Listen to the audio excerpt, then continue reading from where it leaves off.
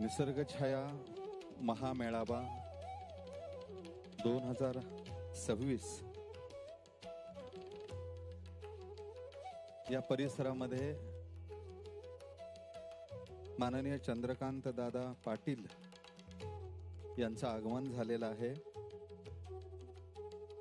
निसर्ग छाया हा उपक्रम सन्माननीय चंद्रकांत दादा पाटील यांच्या संकल्पनेतून आकाराला आला।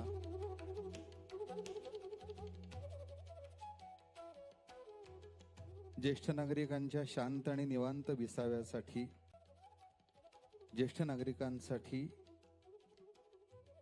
आनंदाचे क्षण अनुभवता यावेत यासाठी निसर्ग छाया हा प्रकल्प अस्तित्वात आला।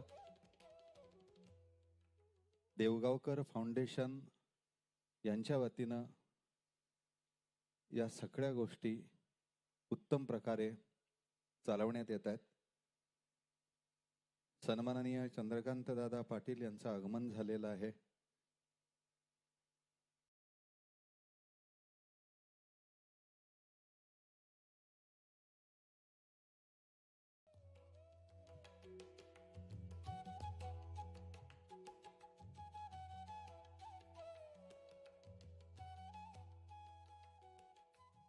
सर्व मान्यवरांना मी व्यासपीठावर येण्याची विनंती करतो। महाराष्ट्राचे उच्च आणि तंत्र शिक्षण मंत्री सन्माननीय चंद्रकांत दादा पाटील जे निसर्ग छायाचे संकल्पक आहेत,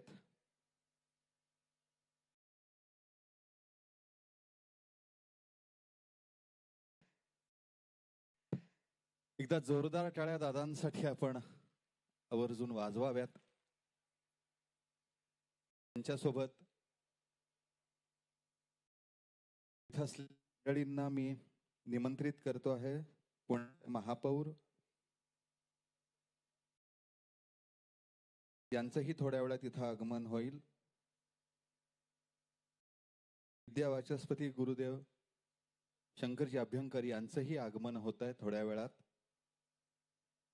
पुणे महानगरपालिकेच्या स्थायी समितीचे अध्यक्ष श्रीयुत श्रीनाथजी भीमाले, सन्माननीय धीरजजी घाटे अध्यक्ष भारतीय जनता पक्ष पुणे शहर,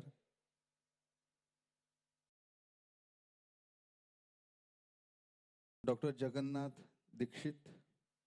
दीक्षित लाईफस्टाईलचे प्रणेते क्रीडा पत्रकार आणि समालोचक श्रीयुत सुनंदनजी लेले, या सर्व मंडळींनी कृपया व्यासपीठावर यावं। हॅपीनेस कोच आणि लाफ्टर योगा ट्रेनर, हसण्यासाठी जगा आणि जगण्यासाठी हसा असा मूलमंत्र देणारे श्री मकरंदजी टिल्लू, डॉक्टर प्रसाद आंबीकर, निसर्ग छाया हा प्रकल्प देवगावकर फाउंडेशन यांच्या वतीनं या सगळ्यासाठी आयोजित केल्या जातात।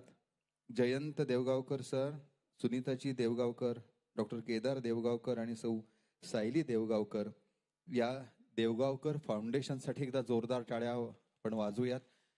कारण एकाच कुटुंबातली ही सगळी मंडळी निसर्ग छायासाठी मोठं काम करतात। मंदारजी देवगावकर, अमृताजी देवगावकर, त्यानंतर पुणे महानगर संघचालक श्रीयुत रवींद्र वंझारवाडकर यांनाही इथं मी निमंत्रित करतो।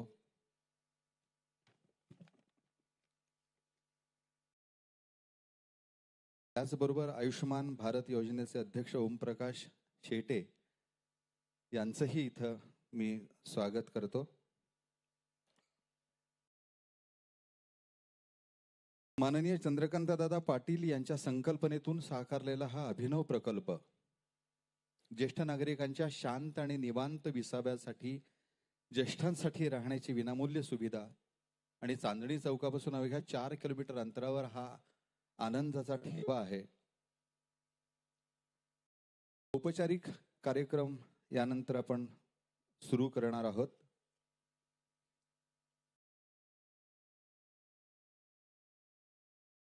नंतर मी सर्व मान्यवरांना आपल्या सगळ्यांच्या वतीने विनंती करतो आपल्या भारतीय पद्धतीप्रमाणे आणि परंपरेप्रमाणे दीप प्रज्वलन सर्व मान्यवरांच्या हस्ते आपण इथं करणार आहोत. सर्व मान्यवरांना विनंती आहे आपल्या हस्ते दीप प्रज्वलन व्हावं. आणि त्याचबरोबर मी इथं निमंत्रित करतो आहे करण मंदार देवगावकर याला. श्रीयुत अमोलजी निसळ आणि पंडित शौनक अभिषेकीजी यांचे ते शिष्य आहेत. दीप प्रज्वलन एका बाजूला सुरू आहे.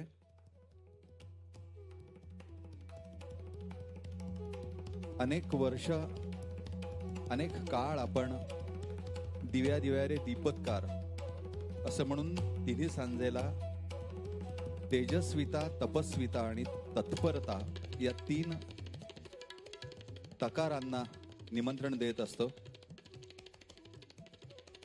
सर्व मान्यवरांच्या हस्ते दीप प्रज्वलन होत आहे. मंदारजी देवगावकर, अमृताजी देवगावकर, त्यांचे सर्व सहकारी आणि अनेक मान्यवर इथे उपस्थित आहेत. या सर्व मान्यवरांच्या हस्ते दीप प्रज्वलन होत आहे. आपण एकदा जोरदार टाळ्या वाजवून या महामेळाव्याच्या मुख्य कार्यक्रमाचं दीप प्रज्वलन या सगळ्या मान्यवरांच्या हस्ते दीप प्रज्वलन झालेलं आहे. यानंतर करण देवगावकर यांना मी विनंती करतो आहे गणेश वंदना सादर करण्यासाठी. करण मंदार देवगावकर.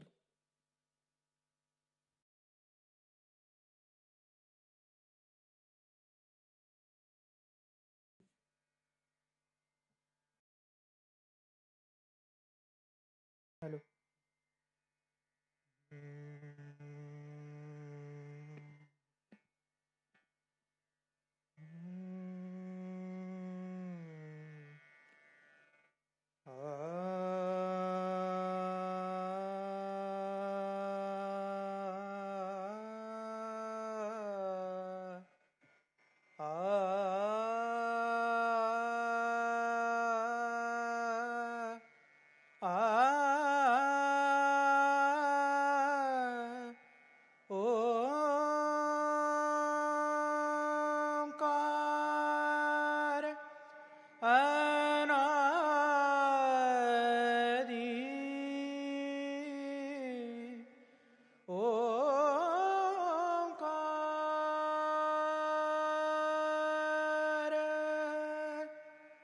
माझे गुरु पंडित शौनक अभिषेकी यांच्या आवाजात ही रेकॉर्ड केलेली सलील कुलकर्णी यांनी चाल लावलेली ही गणेश वंदना सादर करतो.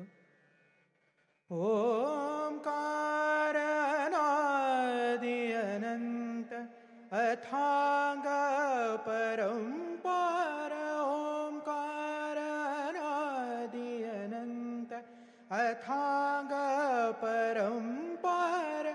नाद ब्रह्म परमेश्वर, नाद ब्रह्म परमेश्वर, सगुण रूप साकार.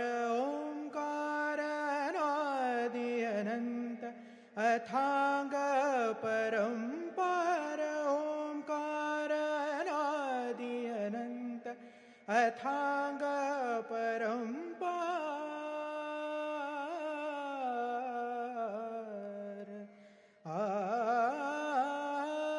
सूरस्पर्श सूरश्रवण सूरस्पर्श सूरश्रवण स्वरगंधित आश्वासन. सूरस्पर्श सूरश्रवण स्वरगंधित आश्वासन. तिमिराच्या गर्भेश्वर, तिमिराच्या गर्भेश्वर, तेजोमय ओंकार. ओंकार अनादि अनंत अथांग परंपार. ओंकार अनादि अनंत अथांग परंपार. सूरसाध्य स्वरसाधन सूरसाध्य स्वरसाधन. सूररूप स्वरदर्पण सूरसाध्य स्वरसाधन सूररूप स्वरदर्पण स्वरभाषा स्वरचिन्तन स्वरभाषा स्वरचिन्तन स्वरविश्वाकार ओंकार अनादि अनंत अथांग परंपार ओंकार अनादि अनंत अथांग परंपार सप्तसूर स्वर्ग सात सप्तसूर स्वर्ग सात सप्तसूर स्वर्ग सात आ आ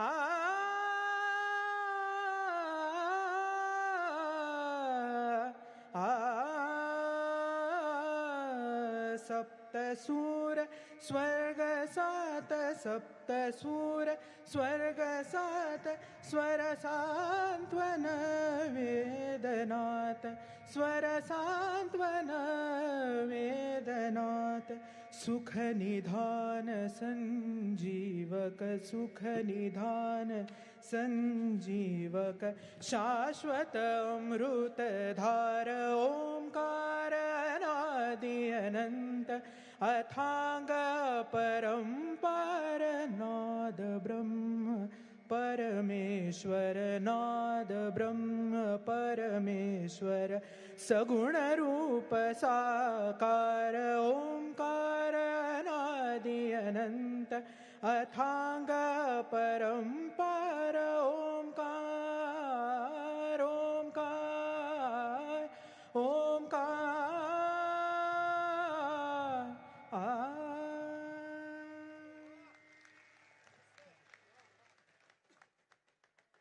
करण देवगावकर साठी एकदा जोरदार टाळ्या आपण वाजवायला पाहिजेत. खूप छान सुरेल सुरुवात करून दिलेली आहे.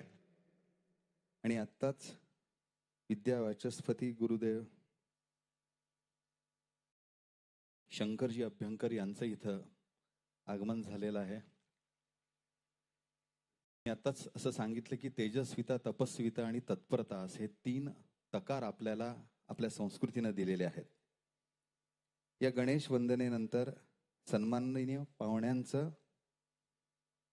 स्वागत या ठिकाणी होत आहे. देवगावकर फाउंडेशन आणि निसर्ग छाया परिवारातर्फे इथं असलेल्या सन्माननीय पाहुण्यांना सर्व मान्यवरांना सन्मानचिन्ह प्रदान करण्यात येत आहे. मी विनंती करतो निसर्ग छायाचे मंदार देवगावकर आपल्याला सन्माननीय श्री चंद्रकांत दादा पाटील निसर्ग छायाचे संकल्पक आहेत, त्यांना आपण सन्मानित करावं.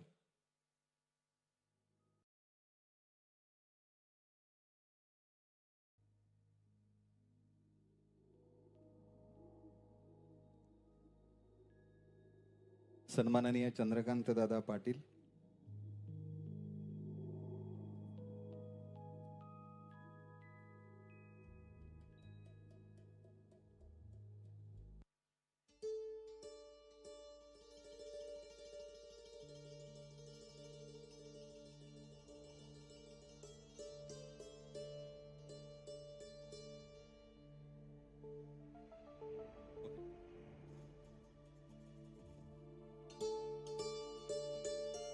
यानंतर अमृताताईंना मी विनंती करतो पुण्याच्या सन्माननीय महापौर मंजुषाताई नागपुरे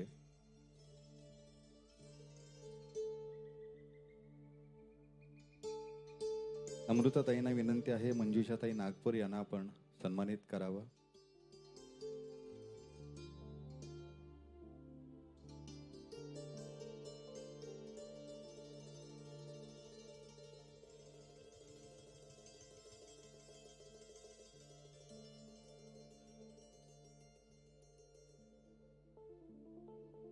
यानंतर मी मंदारजी देवगावकर आपल्याला विनंती करतो विद्या वाचस्पती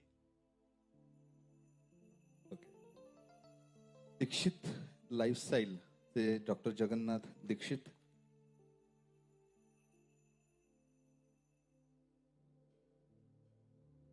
पुढचे सन्माननीय पाहुणे आहेत क्रीडा पत्रकार आणि समालोचक श्री सुनंदनजी लेले,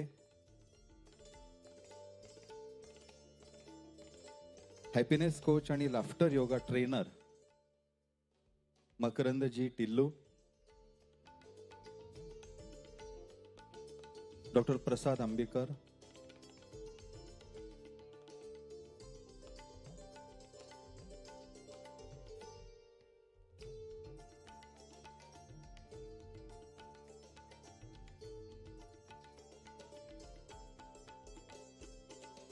दशपुत्रे सर, त्यांनाही सन्मानित केलं जातं इथं.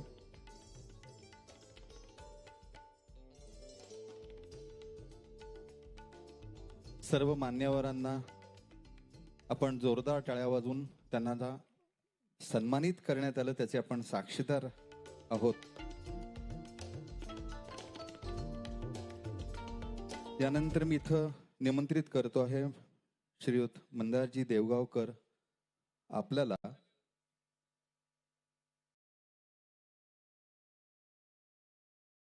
मंदारजी देवगावकर यांना विनंती आहे आपण मनोगत व्यक्त करावं. खूप मोठी गोष्ट असते की एकाच घरामध्ये जेव्हा दोन व्यक्ती पती आणि पत्नी एकाच कामात वाहून घेतात हे खूप दुर्मिळ चित्र नव्या काळात असू शकतं. मंदारजी देवगावकर आणि अमृताजी देवगावकर यांच्यासाठी एकदा जोरदार टाळ्या वाजवूयात. सामाजिक काम इतक्या मनापासून करणारं हे दाम्पत्य मंदारजी आपल्या समोर मनोगत व्यक्त करतात. धन्यवाद. आज निसर्ग छाया परिवाराचा दरवर्षीप्रमाणे आपण 2025ला जसा झाला तसा 2026चा हा ज्येष्ठ नागरिक महामेळावा या निमित्ताने आपण सादर करीत आहोत आणि सगळेजण त्याचा आस्वाद घेत आहेत. त्यामुळे सर्व आलेल्या मान्यवरांचे, उपस्थितांचे, ज्येष्ठ नागरिकांचे मी मनपूर्वक आभार मानतो. हा मेळावा आयोजित करण्यासाठी आज आणि आयोजित केल्यानंतर आपल्यासमोर भेट देण्यासाठी, काही मार्गदर्शनपर बोलण्यासाठी म्हणून आपल्याला निसर्गछाया संकल्पनेच्या मागचे जे प्रमुख सूत्रधार किंवा ज्यांच्या संकल्पनेमुळे आपण हा उपक्रम सुरू केला आणि तो अगदी छोट्याचा खूप मोठा झाला असे आपल्या सगळ्यांचे लाडके माननीय श्री चंद्रकांतदादा पाटील आज आपल्यासमोर उपस्थित आहे. त्यामुळे मला अतिशय आनंद होतो आहे की आज ते इथं आपल्यासमोर मार्गदर्शन करायला आलेले आहेत. त्याचबरोबर मंचावर अनेक मान्यवर आहेत. आज मी ज्यांच्याबरोबर काही एक वर्षभरापूर्वी दादांच्या एका उपक्रमामुळे ज्यांच्याशी जोडलो गेलो ते विद्यावाचस्पती श्री शंकर अभ्यंकरजी पण आपल्यामध्ये उपस्थित आहेत. अतिशय मनपूर्वक धन्यवाद त्यांना. निसर्ग छायाच्या प्लॅटफॉर्मवर प्रथमच आपल्या पुण्याच्या माननीय महापौर आज उपस्थित राहिलेले आहेत. त्यामुळे त्यांचे अतिशय मनापासून आभार की आपण आज इथं उपस्थित राहिलेले आहात. त्याचबरोबर आज आपल्याकडे दोन विशेष पाहुणे हे जे निसर्ग छाया परिवाराशी इतक्यातच जोडले गेलेले आहेत. त्यांचा वेगळा परिचय मी देण्याची गरज नाही, पण इथं बसलेले डॉक्टर जगन्नाथ दीक्षित हे दीक्षित लाईफस्टाईलचे प्रणेते आज आपल्यासमोर इथे आहेत. आणि निसर्ग छायाचा इतक्यातच एक मोठा अतिशय सुंदर बनवलेला आणि अगदी इम्प्रॉम्प्टू बनवलेला असा व्हिडिओ ज्यांनी यूट्यूबवर अपलोड केला आणि अगदी काही क्षणामध्ये, काही तासांमध्ये तो व्हायरल झाला असे श्री सुनंदन लेले आपल्यामध्ये उपस्थित आहेत. त्यामुळे सर्वांचे मनपूर्वक धन्यवाद. मी, माझे वडील जयंत देवगावकर, माझी पत्नी अमृता देवगावकर आणि माझी आई सुनीता देवगावकर हे पण देवगावकर फाउंडेशन परिवाराचे आमचे सर्व सदस्य हे आज इथं उपस्थित आहेत. त्यांचे अतिशय मनापूर्वक आभार. निसर्ग छाया उपक्रम सुरू करण्यापासून आमच्या बरोबर असलेले श्री प्रसाद आंबेकर, मकरंदजी टिल्लू आणि श्री दशपुत्रे यांचे मनापासून धन्यवाद की आपण इथं आमच्या विनंतीला मान देऊन इथं आपण आलेला आहात. मकरंदजी टिल्लूंचा एक अतिशय चांगला कार्यक्रम पण आपण थोड्या वेळाने ऐकणारच आहोत. निसर्गाच्या छायाच्या बद्दलची थोडी माहिती ही मला आपल्याला द्यायची आहे. ती निसर्ग छाया कसा सुरू झाला, काय विचारांनी सुरू झाला. 2 वर्षांपूर्वी चंद्रकांत दादांनी एक संकल्पना अशी मांडली होती की ज्येष्ठ नागरिकांसाठी पुण्याच्या जवळच काहीतरी एक उपक्रम आपण राबवला पाहिजे. अनायसे आमच्याकडे, माझ्याकडे आणि अमृताकडे एक आम्ही भुगावला प्रॉपर्टी उभी केली होती आणि तिथे असा एक विचार आला की त्या ठिकाणी आपण ज्येष्ठ नागरिकांसाठी एखादा उपक्रम सुरू करूया. उपक्रम असा सुरू या ठिकाणी करूया याच्याबद्दल चंद्रकांतदादांशी बोलल्यानंतर त्यांनी लगेचच आम्हाला सांगितलं की चला आपण जाऊन बघूया का कुठे आहे ते लोकेशन. भुगावला अनेक लोकांनी आत्तापर्यंत तिथं व्हिजिट केलेलीच आहे. तिथे लगेच चंद्रकांतदादा आले आणि त्यांनी अतिशय असं निसर्गरम्य परिसर बघितल्यानंतर आम्हाला लगेच सांगितलं की हा उपक्रम आपण इथं सुरू करूया. थोडी धाकधूक होती, या ठिकाणी लोक येतील का, लोक आपण ज्या काही ॲक्टिव्हिटीज घेतोय त्याच्यामध्ये सहभागी होतील का, म्हणून अतिशय कमी कपॅसिटीमध्ये म्हणजे 16 किंवा 20 लोक बसू शकतील अशा कपॅसिटीमध्ये आपण हा उपक्रम सुरू केला आणि काही महिन्यातच अनेक लोक तिथं यायला सुरू झाले. दादांनी मला सुरुवातीलाच एक महत्त्वाचा हे सांगितलं होता की ही आपण ज्येष्ठ नागरिकांसाठी सेवा म्हणून करतो आहोत. याचं शुल्क हे आपण राहण्याचं कुणाकडनंही घ्यायचं नाही. हा पूर्णपणे मोफत उपक्रम असायला पाहिजे. फक्त जेवणाचं आपण माफक शुल्क आपण तिथं घेतो, म्हणजे मग जेवण तिथं कोणाचं आपलं वाया जाणार नाही. तर त्या संकल्पनेचा आधार घेऊन आम्ही जे काही सुरू केलं, मला अतिशय आनंद वाटतोय की दादांच्या सपोर्ट आणि पाठिंब्यामुळे हा उपक्रम पहिल्या दिवशी आमच्याकडे मला वाटतं 28 गेस्ट होते. आत्तापर्यंत या उपक्रमामध्ये जवळपास निसर्ग छायाच्या फॅसिलिटीमध्ये येऊन गेलेले आणि उपक्रमांमध्ये सहभागी झालेले 25,000 ज्येष्ठ नागरिक आत्तापर्यंत झालेले आहेत.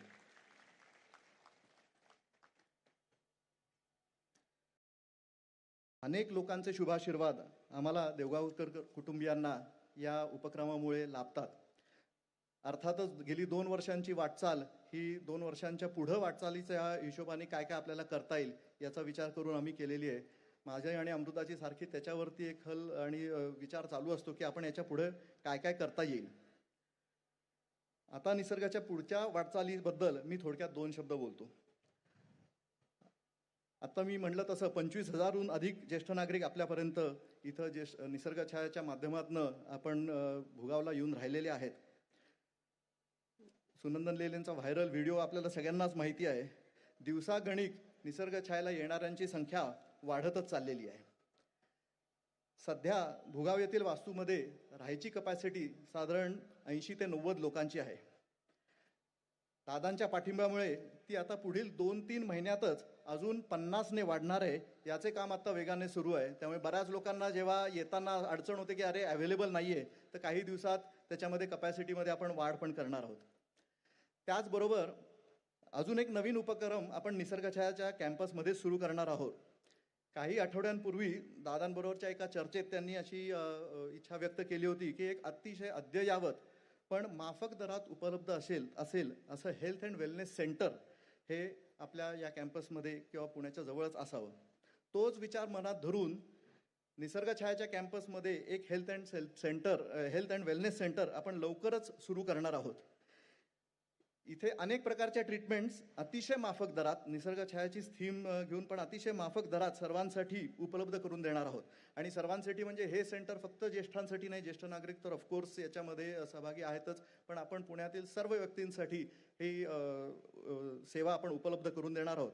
मग त्यात विविध प्रकारचे मसाज आणि थेरपीज, फिजिओथेरपी, मेडिटेशन, योगा, प्राणायाम, म्युझिक थेरपी यांचा समावेश अशा 2 ते 3 दिवसांच्या पॅकेजमध्ये आपण सगळ्यांसाठी उपलब्ध करून करणार आहोत. निसर्ग छायाची जेव्हा सुरुवात झाली होती तेव्हा पहिल्या दिवशी दादांनी एक सांगितलं होतं की पहिला दिवस आपण सुरू करताना पहिले निसर्ग छायामध्ये येणारे ज्येष्ठ नागरिक ते असतील. ते स्वतः तिथं 2-3 दिवस राहिले होते आणि त्याच्यानंतर त्यांनी तिथे सूचना केल्या की या गोष्टी आपण अजून वेगळ्या प्रकारे मांडू शकतो, या गोष्टी अजून चांगल्या करू शकतो. त्याचा फीडबॅक आपण घेऊन निसर्ग छाया हा उपक्रम सर्वांसमोर उभा केला. तसंच हे हेल्थ अँड वेलनेस सेंटर सुद्धा स्वतः दादांच्या हस्ते त्याचं उद्घाटन, म्हणजे नुसतं फीत कापण्याचं उद्घाटन नाही, दादा स्वतः तिथं येऊन राहणार आहेत, त्यांच्या पत्नी अंजलीताईंबरोबर येऊन राहणार आहेत आणि मग असाच आम्हाला त्यांच्याकडनं फीडबॅक मिळून अजून चांगल्या प्रकारे ते कसं करता येईल याची अंमलबजावणी करून काही महिन्यातच हे सेंटर आपल्या सगळ्यांसमोर उभं राहणार आहे. त्यामुळे मी आणि अमृता अतिशय आतुरतेने जोरात काम चालू आहे तिथं, आतुरतेने या उपक्रमाची पण वाट बघतोय. या व्यतिरिक्त दादा, निसर्ग छायामध्ये इतक्यात जे अनेक ज्येष्ठ नागरिक आलेले आहेत ते आता पुण्यातूनच नाही, पुण्याबाहेरून पण बरेचसे लोक येतात. अनेकांनी अशी एक संकल्पना मांडली आहे की हे फक्त पुण्यात नाही, आमच्या गावामध्ये पण अशा प्रकारचं सेंटर, अशा प्रकारचं केंद्र हे असलं पाहिजे. तर अशी सुविधा बाकीच्या ठिकाणी करणं पण मला खात्री आहे अतिशय शक्य आहे. निसर्ग छाया परिवार आता इतका मोठा झालेला आहे, निसर्ग छायाची सगळी टीम इतकी मोठी झालेली आहे की अशा प्रकारे निसर्ग छायातर्फे आपण बाकीच्या शहरांमध्ये पण सेंटर्स करू शकतो अशी मला खात्री आहे. आणि इथं समोर बसलेल्यांमधलेच अनेक लोक या उपक्रमाच्या वाढीमध्ये आणि हा उपक्रम वृद्धिंगत व्हावा याच्यासाठी सहकार्य आणि मदत करू शकतील याची मला 100% खात्री आहे. त्यामुळे लवकरच अशा प्रकारचा काहीतरी एखादा एक निसर्ग छायाचा एक्सपान्शन म्हणू किंवा ॲडिशनल सर्व्हिसेस बाकीच्या ठिकाणी पोहोचवणे हे पण आपल्याला करता येईल असं मला नक्कीच वाटतंय. खरं तर निसर्ग छाया हा आता उपक्रम राहिलेला नाही आहे. आपल्या सगळ्यांच्या शुभाशीर्वादामुळे हा ज्येष्ठ नागरिकांच्या सेवेसाठी केलेलं एक वेगळ्या प्रकारचं मॉडेल आहे की अशा प्रकारे ज्येष्ठ नागरिकांना सेवा आपण देऊ शकतो. हे एक वर्किंग मॉडेल ज्याच्यामध्ये अनेकांना त्याचा लाभ होतोय असं उपक्रम आपण उभा केलेला आहे. हे मॉडेल किंवा ही संकल्पना आपल्या सगळ्यांच्या आशीर्वादामुळे आणि सहकार्यामुळे अधिकाधिक वृद्धिंगत व्हावी हीच ईश्वराची प्रार्थना करतो आणि माझे 2 शब्द संपवतो. धन्यवाद.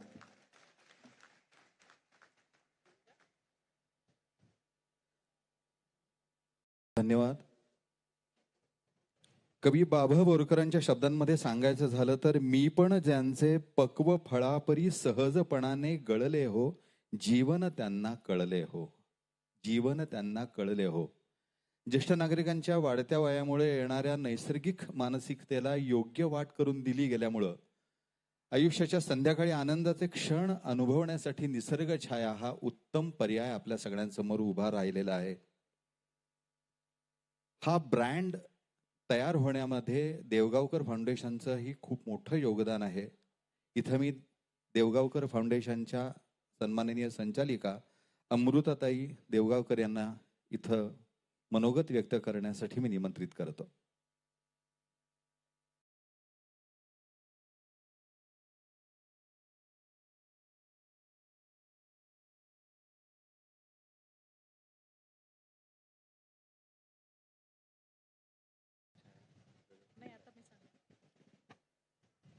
नमस्कार. माननीय श्री चंद्रकांतदादा पाटील, महापौर मंजुषाताई आणि उपस्थित व्यासपीठांवरील सर्व माननीय. आता छान वातावरण झालं आहे. मगाशी 3 वाजता सगळे आलेत दादा, तेव्हापासून ऊन होतं, मग पाऊस होता, मग परत ऊन होतं. तर तुमचं सर्वांचं खूप खूप स्वागत. आजचा कार्यक्रम जो आहे तो आपण 25,000वं बुकिंग सेलिब्रेट करायला आपण इथे जमलेलो आहोत. आजच्या कार्यक्रमाचं स्वरूप असं आहे की आत्ता माननीय चंद्रकांतदादा आणि मंजुषाताईंचं हे झालं, आपल्या प्रास्ताविक किंवा मनोगत झाल्यावरती आपण ज्याची आतुरतेने वाट बघतो आहे ते सुनंदन लेले आणि डॉक्टर जगन्नाथ दीक्षित यांचं इंटरॅक्शन सेशन आपण ऐकणार आहोत. मला खात्री आहे अर्धे बारीक होऊन लोक इथून जाणार आहे त्यांचं व्याख्यान ऐकून. त्यामुळे everybody is looking forward to that. Followed by Makarand Tillu, सगळ्यांना आज मनसोक्त हसवून जाणार आहेत. अंबिकर सर पण आहेत त्यातलेच. सो आपल्याला छान वातावरण आणि छान मानसिक आरोग्य देण्यासाठी त्यांनी आज ते आपल्यासाठी इथे आलेले आहेत. आणि फॉलोड बाय आपल्या सर्व निसर्ग छायामध्ये राहून गेलेल्यांना काय आवडतं सगळ्यात जास्ती सांगा बरं. काय करतात सगळेजण तिकडे येऊन? डान्स. करेक्ट. सो त्याच्यानंतर फॉलोड बाय आपला ऋषिकेश रानडे, स्वप्नजा लेले, स्वरदा गोडबोले आणि संदीप उबाळे यांचा ऑर्केस्ट्रा आहे. गाणे पण छान निवडून दिलेली आहेत. तुम्हाला जसं आवडतं डान्स करायला त्याप्रमाणे गाणी आहेत, त्यामुळे तयारीत राहा. हा आजचा उपक्रम झाला. निसर्ग छायाचं माहिती सगळी मंदारने दिलेलीच आहे. फक्त दादा एक ॲड करते त्याच्यामध्ये की आता सध्या सगळ्यात जास्त पॉप्युलर जे आहे निसर्ग छायाला, that is reunions of 50th year of SSC batch, reunion of HSC batch after 50 years. म्हणजे 75 मध्ये जे 12वी झाले, 10वी झाले, तर आपण जेव्हा कॉलेजमधनं पास आउट होतो तेव्हा we all are at one level, at one par, आणि then everybody goes in their own way. कोणी खूप सक्सेसफुल होतं, कोणी जॉब करतं, कदाचित कोणी खूप सक्सेसफुल होत नाही. पण रिटायर झाल्यावर मात्र सगळ्यांना वाटतं की आपण ज्या पारला एकत्र होतो त्याच पारला आपण एकत्र सगळे भेटले पाहिजे.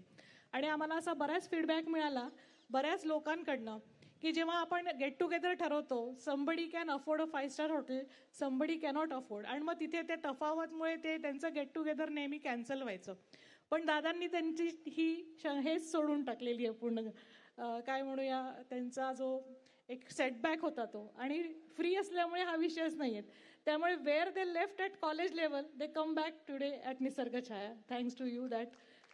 त्यांनी मला सारखं सांगितलं होतं फी लावू नका, फी लावू नका. आमचा खूप वाद व्हायचा त्याच्यावरती, पण मी त्यांचं ऐकलं. त्यामुळे धन्यवाद दादा की आज त्याच्यामुळे आज आम्ही एवढी मोठी संख्या पोचू शकलो, नाही तर कदाचित एवढी संख्या पोचू नसतो शकलो.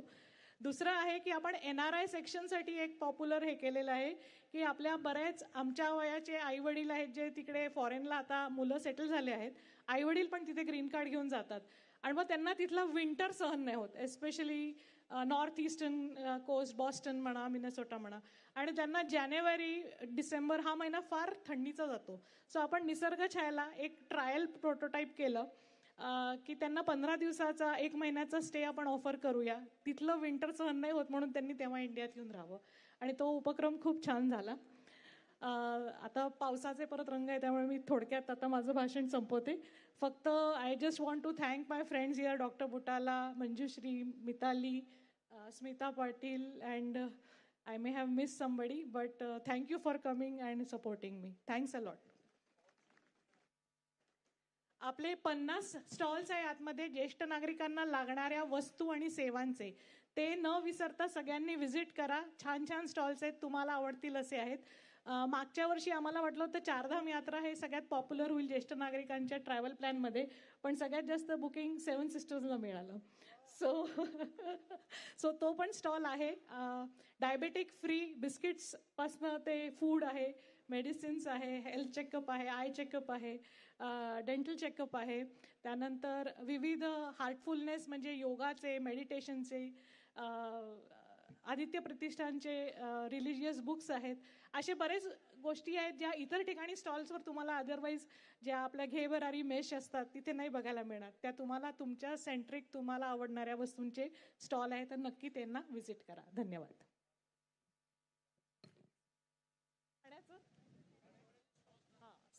खाण्यापिण्याचे पण स्टॉल्स आहेत, माफक दरात आहेत. पहिला हायटी ज्यांनी आस्वाद घेतला आहे त्यांना तो फ्रीच होता. संपले असतील तर we have a stalls at a subsidised rate. तो पिझ्झा आहे, बर्गर आहे, पाणीपुरी आहे, भेळ आहे, डोसा आहे, पावभाजी आहे, उकडीचे मोदक आहे. हां, घरी तेच एकत्रच आलेत त्यामुळे काही प्रश्न नाही. मुलांना सांगू नका. येस, मुलांना सांगा. पुरणपोळी आहे, त्यामुळे त्याचा आस्वाद नक्की सगळ्यांनी घ्यावा. धन्यवाद. अजून काही?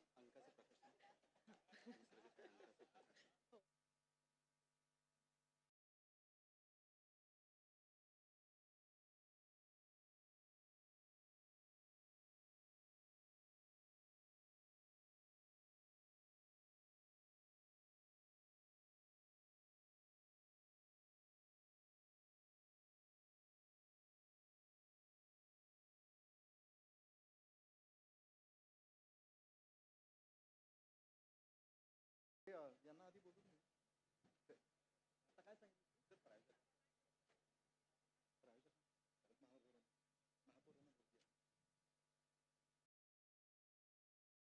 त्यानंतर पुण्याच्या महापौर मंजुषाताई नागपुरे आपल्या समोर बोलतात. नमस्कार. निसर्ग छाया या ज्येष्ठ नागरिकांच्या महामेळाव्याला आपण सगळे उपस्थित आहोत. या कार्यक्रमानिमित्त व्यासपीठावर उपस्थित महाराष्ट्र राज्याचे आणि तुमचे सगळ्यांचे लाडके राज्यमंत्री चंद्रकांतदादा पाटील, देवगावकर फाउंडेशनचे सर्व पदाधिकारी आणि इतर मान्यवर, आजचा हा कार्यक्रम मी तिथे बसून ऐकत होते की नेमकं निसर्ग छाया काय, देवगावकरांचं ह्या निसर्ग छायासाठी केलेलं त्यांचं योगदान, ह्या सगळ्याची मग माहिती घेतली. दादा नेहमी असे उपक्रम आणतात ज्याचा विचार कोणी सहज करू शकत नाही, आणि त्यांच्या मनात असतं की उपक्रम कोणतेही राबवायचे म्हणजे ते असे कसेही राबवायचे, कसेही करायचे असं त्यांचं कधी नसतं. आत्ता त्यांनी अमृताला किती सूचना केल्या असतील, तू हे सांग, तू ते सांग, त्याच्यावरनं तुमच्या लक्षात आलं असेल की एखादा प्रोजेक्ट करत असताना त्याचे इतके बारकावे दादांनी आधीच ठरवून ठेवलेले असतात आणि त्याप्रमाणे ते ज्यांना त्यांनी त्या प्रोजेक्टची जबाबदारी दिलेली असते त्यांच्याकडनं ते काम करून घेतात आणि ते करून घेत असताना 100% सपोर्ट हा दादांचा असतो. ते करताना काय करायचंय, कशा पद्धतीने करायचंय आणि अंतिमतः ज्या व्यक्तींना त्या योजनेचा, त्या प्रोजेक्टचा फायदा मिळणार आहे ते कसे समाधानी होतील त्यासाठी त्यांच्या डोक्यातच तो प्रोजेक्ट रिपोर्ट तयार झालेला असतो. आपण कागदांवर करतो, म्हणजे आम्ही सगळ्यांची मीटिंग घेणं आणि कागदांवर ते उतरवणं आणि मग त्यांची मान्यता घेणं. दादांचं सगळं इकडे असतं आणि त्यांचं विजन क्लिअर असतं, त्या पद्धतीने ते काम करत असतात आणि तो रिझल्ट आज इथे समोर आहे. किती मोठ्या संख्येने तुम्ही इथे उपस्थित आहात. मी सगळ्यांचे अभिनंदन करते आणि सगळ्यात मी आधी आभार मानते की आज तुम्हा सगळ्यांशी बोलण्याची संधी मला या व्यासपीठावर मिळाली. तुमच्याशी संवाद साधू शकते, तुम्हाला पाहू शकते. मगाशी अमृता म्हणाले की एक ट्रिप ऑर्गनाईज केली होती, ती होती चारधाम यात्रा, परंतु 7 सिस्टर्सला जास्त प्रतिसाद मिळाला. त्याचं कारण असं आहे की तुम्ही सगळेजण रिटायर झालेले आहात पण दमलेले नाही, थकलेले नाही अजिबात. बरोबर आहे. त्यामुळे तुमच्याकडे एकतर खूप अनुभव आहे. आम्हा तरुणांना तुमच्या अनुभवांची गरज आहे, निदान मला तरी आहे. पुणे शहराचा विकास करत असताना मला तुमचे अनुभव घेऊन काम करायला खूप आवडेल. त्यासाठी मी तुमचं सगळ्यांचं कायम स्वागत करीन. अमृता, त्यांचे देवगावकर कुटुंबाचे सगळे पदाधिकारी, फाउंडेशनचे दादा आणि इथे उपस्थित असणाऱ्या सगळ्यांना मी सांगते, असे उपक्रम, वेगवेगळे उपक्रम पुणे शहरात होत राहावेत. त्यासाठी आम्ही कायम तयार आहोत काही काम करण्यासाठी आणि निसर्ग छाया हे कायम चालू राहावं.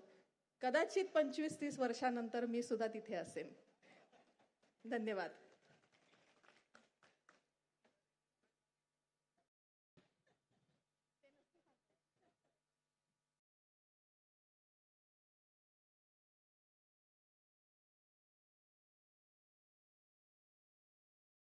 धन्यवाद ताई. यानंतर हा सगळा महामेळावा आपल्या समोर आयोजित होतो आहे कारण अनेक मंडळींचं सहकार्य लाभतं आहे. प्रायोजकांना इथे सन्मानित केलं जात आहे. मी सुरुवातीला इथे निमंत्रित करतो सकाळ मीडिया पार्टनर सन्माननीय हेमंत वांदेकर अँड राहुल गराड.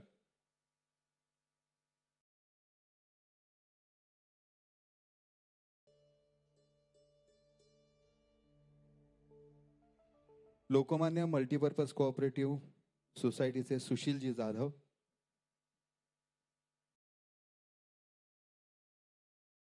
ऑर्लिकॉन बाल्झरचे CEO सन्माननीय प्रवीणजी शिरसे.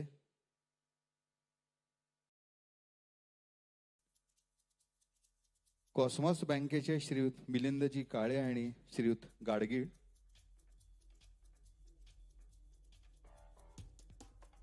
यानंतर मी इथे निमंत्रित करतो आहे PN गाडगीळ अँड सन्सचे सन्माननीय श्रीयुत अजितजी गाडगीळ, अमितजी मोडक. त्यांच्या वतीने वृषाली आनंद दिवडकर.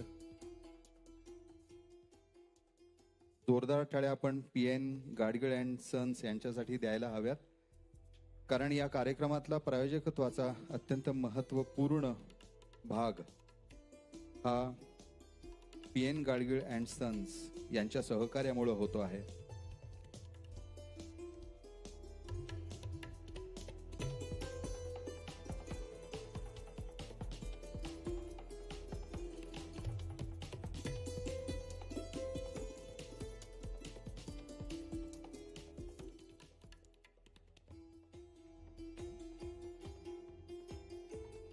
यानंतर सन्मानपत्र प्रदान करण्यात येणार आहे. सुरुवातीला सन्मानपत्राचं वाचन इथं करण्यात येईल आणि त्यानंतर सन्मानपत्र प्रदान करण्यात येईल.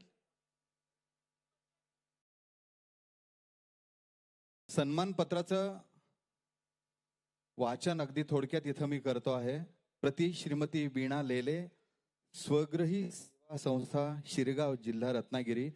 वीणाताईंनी कृपया सन्मानपत्र स्वीकारण्यासाठी व्यासपीठावर यावं. समाजातील गरजू, उपेक्षित आणि आधाराच्या शोधात असलेल्या वृद्ध व्यक्तींसाठी कोणतंही शुल्क न आकारता निस्वार्थ, समर्पित आणि सातत्यपूर्ण सेवा कार्य केल्याबद्दल आपल्या संस्थेला हा सन्मान प्रदान करण्यात येत आहे. जोरदार टाळ्या वाजवून आपण श्रीमती वीणाताई लेले यांचं अभिनंदन करूया.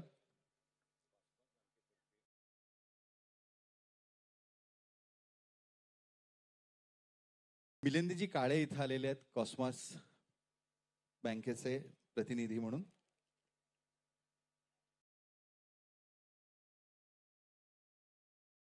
वरुण राजानं आपल्याला आशीर्वाद दिलेला आहे, तो आपण आनंदानं स्वीकारूया. आणि पुढचं सन्मानपत्र स्वीकारण्यासाठी मी इथं निमंत्रित करतो माननीय डॉक्टर श्रीयुत दिलीपजी देवधर, सुतिका सेवा मंदिर ट्रस्ट.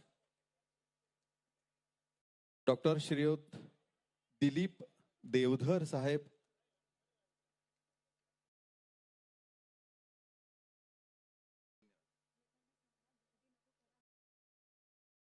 सगळ्यांना विनंती अशी आहे की आपण कृपया गर्दी करू नये, सावकाश जायला हरकत नाही. माननीय डॉक्टर श्रीयुत दिलीपजी देवधर, सुतिका सेवा मंदिर ट्रस्ट यांना हे सन्मानपत्र देण्यात येत आहे. समाजसेवा, वैद्यकीय सेवा आणि मानवतेच्या कार्यासाठी दिलेल्या आपल्या अमूल्य योगदानाबद्दल डॉक्टर दिलीप देवधर, सुतिका सेवा मंदिर ट्रस्ट यांना हा सन्मान प्रदान करताना निसर्गछाया आणि देवगावकर फाउंडेशन या दोघांनाही विशेष आनंद होत आहे.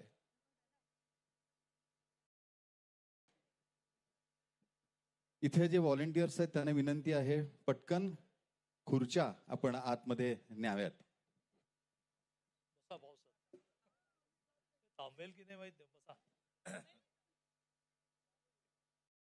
निसर्ग छायामध्ये गेल्या 2 वर्षामध्ये 2 दिवसासाठी किंवा 1 दिवसासाठी राहून गेलेल्या 26,000 लोकांना निमंत्रण देऊन दरवर्षीच आपण एक वार्षिक उत्सव करतो. सीता वहिनी आज जायला माझा आवाज तिथपर्यंत जाईल काय कळलं? तुम्ही पण अभ्यंकर वहिनी आज चला. तर तो तिथे स्क्रीन पण आहे. तर तसा गेल्या वर्षी पण झाला, ह्या वर्षी पण आपण करतो आहोत.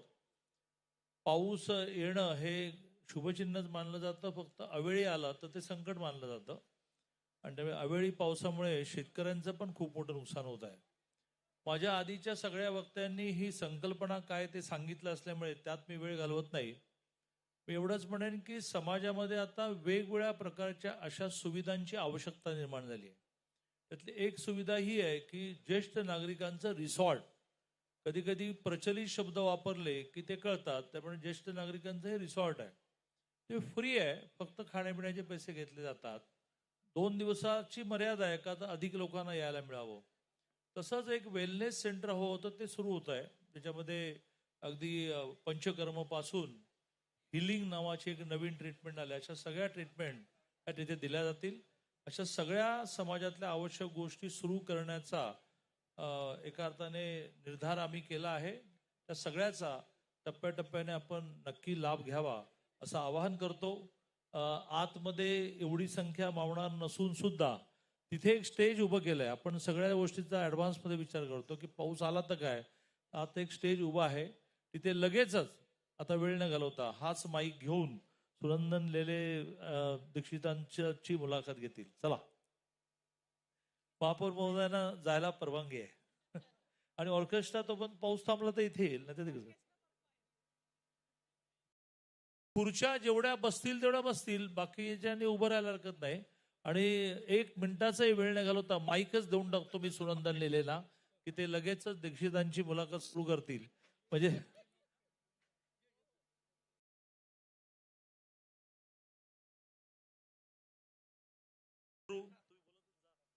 नमस्कार नमस्कार नमस्कार. मस्त अभूतपूर्व प्रसंग आहे.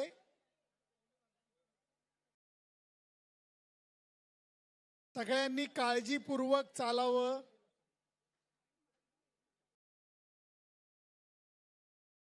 नंतर नंतर नंतर नंतर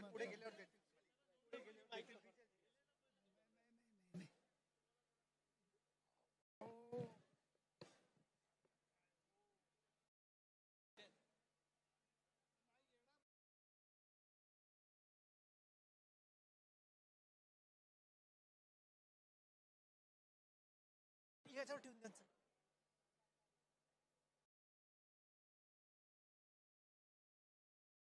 थँक्यू.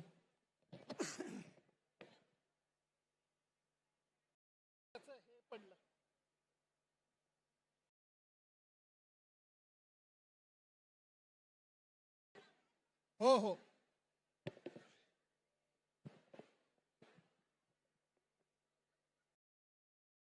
या डॉक्टर या. मंदार अजून एक माईक लगे.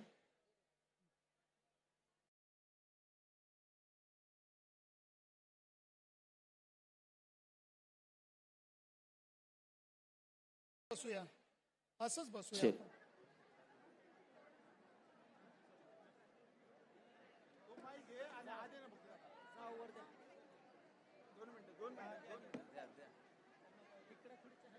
त्यांच्याकडनं तो माईक घ्यायचा ना.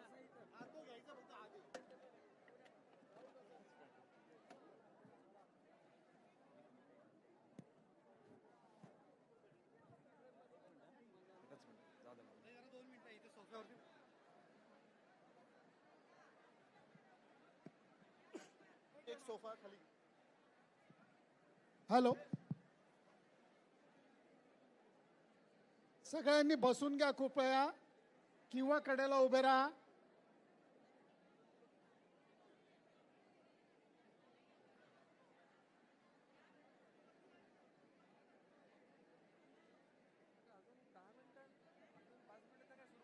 हो हो, 5 मिनिटातच आपण चर्चा गप्पा चालू करूयात, कारण सगळेजण सेटल होत आहेत. मला असं वाटतं की आयुष्यभर आपण वेगवेगळ्या प्रकारच्या ॲडजस्टमेंट केल्या, विशेषतः संसार करताना. तशीच ही एक मोठी ॲडजस्टमेंट आहे, मोठी परीक्षा आहे की खूप मोठ्या लॉनमधून एका छोट्या हॉलमध्ये आपण आलो आहोत. खुर्ची मिळेल त्यांना खुर्ची, फक्त ज्येष्ठ नागरिक असल्यामुळे जे बराच वेळ बसले त्याने उठायचं, दुसऱ्या ज्येष्ठ नागरिकाला बसायला द्यायचं. आता पुढच्या आयुष्यात हेच आपण केलं की आपण इतरांना मदत करतोय, इतरांचा विचार करतोय, तर लोक जास्त कौतुक करतील. मी सांगत होतो की नवीन नवीन गोष्टी करायच्या आहेत. त्यातल्या वेलनेस सेंटर तर सुरूच होत आहे, पण एक बेड रिडन पेशंटची सेवा, अंथरुणाला खिळून असलेल्या पेशंटची सेवा, असं कोल्हापुरात तर 450 बेडेड आहे. इथे आता आपण 50 बेडेड सुरू केलेलं आहे. संजीवन हॉस्पिटलच्या वरती हे 50 बेड आहेत. आता अजूनही माहिती व्हायची आहे, जशी जशी माहिती होईल तसं तसं तेही ओव्हरफ्लो होणार आहे. आता 18-19 पेशंट असतात. साधारणतः 3 पेशंटला 1 अटेंडंट, इतकी चांगली व्यवस्था आहे. खालीच संजीवन हॉस्पिटल आहे, त्यामुळे काही वाटलं तर लगेच हॉस्पिटलचे डॉक्टर नर्सेस वर येतात, रेग्युलर चेक करतात. असं ज्येष्ठ नागरिकांची ही एक गरज आहे की त्यांना एकदा काही ना काही कारणाने, मग तो पार्किन्सन असू देत किंवा पॅरालिसिस असू देत किंवा ॲक्सिडेंट असू देत, यातून अंथरुणाला खिळून राहावं लागलं की घरचे त्यांचं करायला कंटाळतात. प्रेम नसतं असं नाही, पण कंटाळतात. मग त्यांना ते ह्या अतिशय चांगल्या आणि अतिशय चांगला एकदा जाऊन बघायला हरकत नाही, पण तुमच्यावर तिथे राहण्याची वेळ येऊ नये, बघायला हरकत नाही. स्पेशल रूम आहेत, AC आहेत, TV आहे, आणि ह्या सगळ्या अंथरुणावर खिळून राहिलेल्या काळामध्ये ज्या प्रकारचं प्रेम लागतं ते प्रेम तिथे देण्याची व्यवस्था आहे. अशा बऱ्याच ॲक्टिव्हिटी आपण करणार आहोत. आता मी ताबडतोब सुनंदन लेलेंच्या, माझी विनंती आहे की कोणी पडू नका. या वयात पडला की खुबा मोडेल, खुबा मोडला की 6 महिने बेडवर राहावं लागेल. त्यामुळे एकमेकाला, नवरा बायकोला तर धरून चला. सुनंदनजी रेडी आहे, रेडी आहे.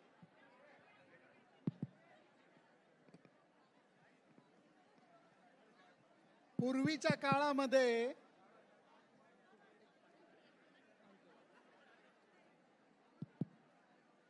बसा बसा बसा. पूर्वीच्या काळामध्ये मैफिल जशी जमायची आणि मांडी घालून लोक गाण्याचा आस्वाद घ्यायचं, तसा प्रसंग निर्माण झालेला आहे. पण ही सुद्धा एक मजा आहे. डॉक्टर दीक्षित आपल्या सोबत आहेत आणि त्यांच्याशी थोड्याशा गप्पा या मारायच्या आहेत. डॉक्टर सुरुवातीला मी म्हणेन की डॉक्टर की चालू केल्यापासनं आत्ताचा उपक्रम जो चालू झाला आणि त्याच्याबरोबर दीक्षित डाएट हे जे सुप्रसिद्ध झालं, हा प्रवास किती काळाचा होता आणि कसा झाला? आम्ही बोललेलं आपल्याला ऐकू येते का शेवटपर्यंत? मागं ऐकू येते? येतंय. नाही, तुम्हाला येते येते, मागे खूप लोक. तुम्हाला ऐकू येत नाही? बर, आम्ही मोठ्यांनी बोलायचा प्रयत्न करतो.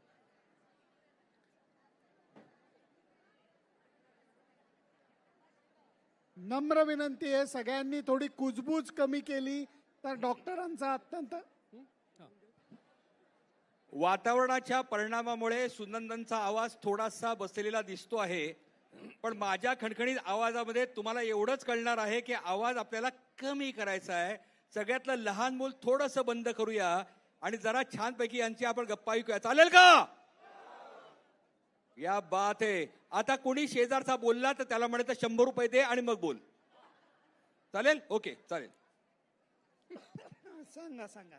आता सुनंदननी जो प्रश्न विचारला की या सगळ्या प्रवासाची सुरुवात कशी झाली, तर मला आठवते की 2012 मध्ये छत्रपती संभाजीनगरला मी शासकीय वैद्यकीय महाविद्यालयामध्ये तिथे अध्यापक होतो आणि माझं वजन कमी करायचा मी प्रयत्न करत होतो. किती वजन होतं त्यावेळेला? म्हणजे नाही, माझं अपेक्षेपेक्षा 8 किलो जास्त होतं. बर. आणि बॅडमिंटन खेळताना दुसऱ्या तिसऱ्या गेम नंतर गुडघा दुखायला लागला. म्हटलं काहीतरी गडबड झाली आहे. आणि लग्नाच्या वेळेला माझं वजन होतं 52 किलो, तर ते तोपर्यंत 74 किलो झाल्याचं माझ्या लक्षात आलं.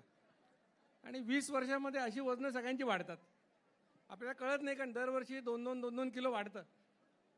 आणि वजन वाढलं नाही तर लोकांना वाटतं की बायकोला स्वयंपाक येत नाही का. त्यामुळे पण ते वजन वाढलं, मग कमी करायचा प्रयत्न केला. मी असा विचार केला, आपण प्राध्यापक आहोत, मेडिकल कॉलेजमध्ये शिकवतो, एवढी पुस्तकं वाचली, तर आपल्याला 8 किलो कमी करायला 3-4 महिने पुष्कळ झाले. पण मी सगळे प्रयोग केले वर्षभर. काय उपाशी राहायचं, काय नुसते फळं खायचे, मग general Motors diet, keto diet, अमुक तमुक सगळं केलं. आणि 1 वर्षभरामध्ये माझे जवळपास 1 लाखभर रुपये गेले. वेळ गेलाच. आणि सगळ्यात वाईट म्हणजे माझी आशा मावळली की वजन कमी होऊ शकतं हे काय. तेव्हा मी नाराज झालो. म्हटलं हे कसं काय झालं असं. आता लोकांना काय सांगायचं की आपण लोकांना वजन कमी करायला सांगणार आणि लोक म्हणणार तुमचं काय बघा. त्यामुळे अशा मी एकदम निराश अवस्थेमध्ये असताना माझ्या एका मित्रांनी डॉक्टर श्रीकांत जिचकरांचं एक व्याख्यान मला आणून दिलं. ते यूट्यूबवर होतं व्याख्यान, अजून पण आहे. आणि त्या व्याख्यानात ते व्याख्यान मी ऐकलं. आता डॉक्टर जिचकरांची माझी कधी भेट झाली नाही दुर्दैवाने. ते 2004ला वारले. मी 12ला त्यांचं लेक्चर ऐकलं. आणि पहिल्यांदा मला असं कोणीतरी सांगितलं की निरोगी राहायचं असेल तर 2 वेळा जेवा. फक्त 2 वेळा? 2 वेळा जेवा असं सांगितलं. मला काय पटलं नाही. आम्ही मेडिकल कॉलेजमध्ये काय शिकलो, कॅलरीज इन कॅलरीज आउट. म्हणजे वजन कमी करायचं असेल तर कमी खा आणि जास्त खर्च करा. म्हणजे आपण बँकेत पैसे टाकत राहिलो आणि खर्च नाही केले तर एवढी वाढते. हे समजायला सोपं आहे, पण व्यवहारात असं घडताना दिसत नाही. आपल्या घरात 2 भाऊ असतात, एक बारीक असतो, एक लठ्ठ असतो. तो लठ्ठ बिचारा 2च पोळ्या खातो, तो बारका 4 पोळ्या खातो. पण तो बारका कधी लठ्ठ होत नाही, लठ्ठ कधी बारीक होत नाही. पण तेव्हा मला काही पटलं नाही. मी म्हटलं हे कसं काय 2दा खाऊन. पण मी विचार केला की एवढा विद्वान माणूस आहे आणि आपल्याकडनं काही पैसे मागत नाही. म्हटलं 3 महिने करून पाहू. म्हणून मी डोकं बाजूला ठेवलं. आता प्राध्यापकाला फार अवघड आहे डोकं बाजूला ठेवायचं, पण मी ठेवलं आणि 3 महिने प्रामाणिकपणे केलं आणि माझं वजन 8 किलो कमी झालं आणि पोट 2 इंच कमी झालं. डॉक्टर टायमिंग काय होतं? टायमिंग काय होतं जेवणाचं? माझं टायमिंग होतं दुपारी 1 आणि रात्री 9, 2 वेळा. बर. आणि खाण्यामध्ये काही बंधन नव्हतं, जे हवं ते खायचं, व्हेज नॉनव्हेज. फक्त 4.5 किलोमीटर चालायचं आणि 2 वेळा जेवायचं. एवढं करून माझं 8 किलो कमी झालं. तेव्हा माझ्या लक्षात आलं की हा माणूस जे सांगतोय ते किती महत्त्वाचं आहे. आणि त्यावेळेला डॉक्टर जिचकरांनी म्हटलं होतं की हे डायबिटीसवाल्यांनी करायचं नाही. आणि डायबिटीस म्हणजे कसं सॅक्रेड काऊ आहे. तो एरिया कोणाचा तर मोठे डॉक्टर आभळातून पडलेले डायबिटॉलॉजिस्ट. आम्ही घाबरायचो की डायबिटीच्या पेशंटला आपण त्याला 2दा जेवायला सांगितलं, त्याला साखर कमी झाली, चक्कर आली तर काय करायचं? पण आम्ही सांगायचं करू नका. पण आपले पेशंट आपलं ऐकत नाहीत. ही चांगली गोष्ट असते कधी कधी. आणि मग त्या लोकांनी मला येऊन सांगायला लागलं, सर आम्ही 2दा जेवलो, आमचं HbA1c कमी झालं, डॉक्टरने आमच्या गोळ्या कमी केल्या. तेव्हा माझ्या लक्षात आलं की लॉजिकली बरोबर होतं की इन्शुलिन वारंवार सिक्रीट होण्यामुळे सगळे त्रास होतात. आणि 2 वेळा जेवल्याने इन्शुलिन कमी होतं, आणि इन्शुलिन कमी झालं की डायबिटीस पण जायला पाहिजे. हे लॉजिकली बरोबर होतं, पण आम्ही घाबरत होतो. मग त्या पेशंटनी सांगायला सुरुवात केली. मग आम्ही आधी प्री डायबिटीसवर आलो, मग डायबिटीसवर आलो, औषध न घेणारे. आता तर आम्ही असं म्हणतो की दीक्षित लाईफस्टाईलचा मुख्य परिणाम डायबिटीज रिव्हर्सल हा आहे, वेट लॉस हा साईड इफेक्ट आहे. अशा पद्धतीने हे वा सगळं वा सुरू झालं. वा वा डॉक्टर, एक असे कमाल डॉक्टर आपल्या सोबत आहेत ज्यांनी स्वतः ते करून दाखवलं आणि मग लोकांना सांगितलं. नाही एवढंच नाही सुनंदन, जिचकारांनी सांगितलं होतं की इन्शुलिन कशामुळे तयार होतं, कशामुळे तयार होत नाही. त्यांच्या व्याख्यानातले सगळे पदार्थ मी स्वतः खाल्ले, आणि प्रत्येक पदार्थ खाल्ल्यानंतर 3 वेळा इन्शुलिन टेस्ट करायला लागतं, ब्लड द्यायला लागतं. तर 18 पदार्थ खाऊन 54 वेळा रक्त देऊन 40,000 रुपये खर्च करून जे शहाणपण मला आलं ते मी लोकांना सांगतो. वा वा वा, कारण ही वेगळीच, मी म्हणेन ही वेगळी प्रयोगशाळा आहे तुमची, जी तुम्ही स्वतःवरती केलीत. डॉक्टरांबरोबर नुकतंच मंदारच्या घरी जेवायचा योग आला आणि मला शॉक बसला. अरे पौष्टिक लाडू दे की, अरे सॅलड मला अजून थोडं पाहिजे, टोमॅटो फार चांगला आहे, पोळ्या चालतील, बटाट्याची भाजी, वांग मला खूप आवडतं, आणि रसमलाई 3 वेळा खाल्ली. रसमलाई 3 वेळा खाल्ली.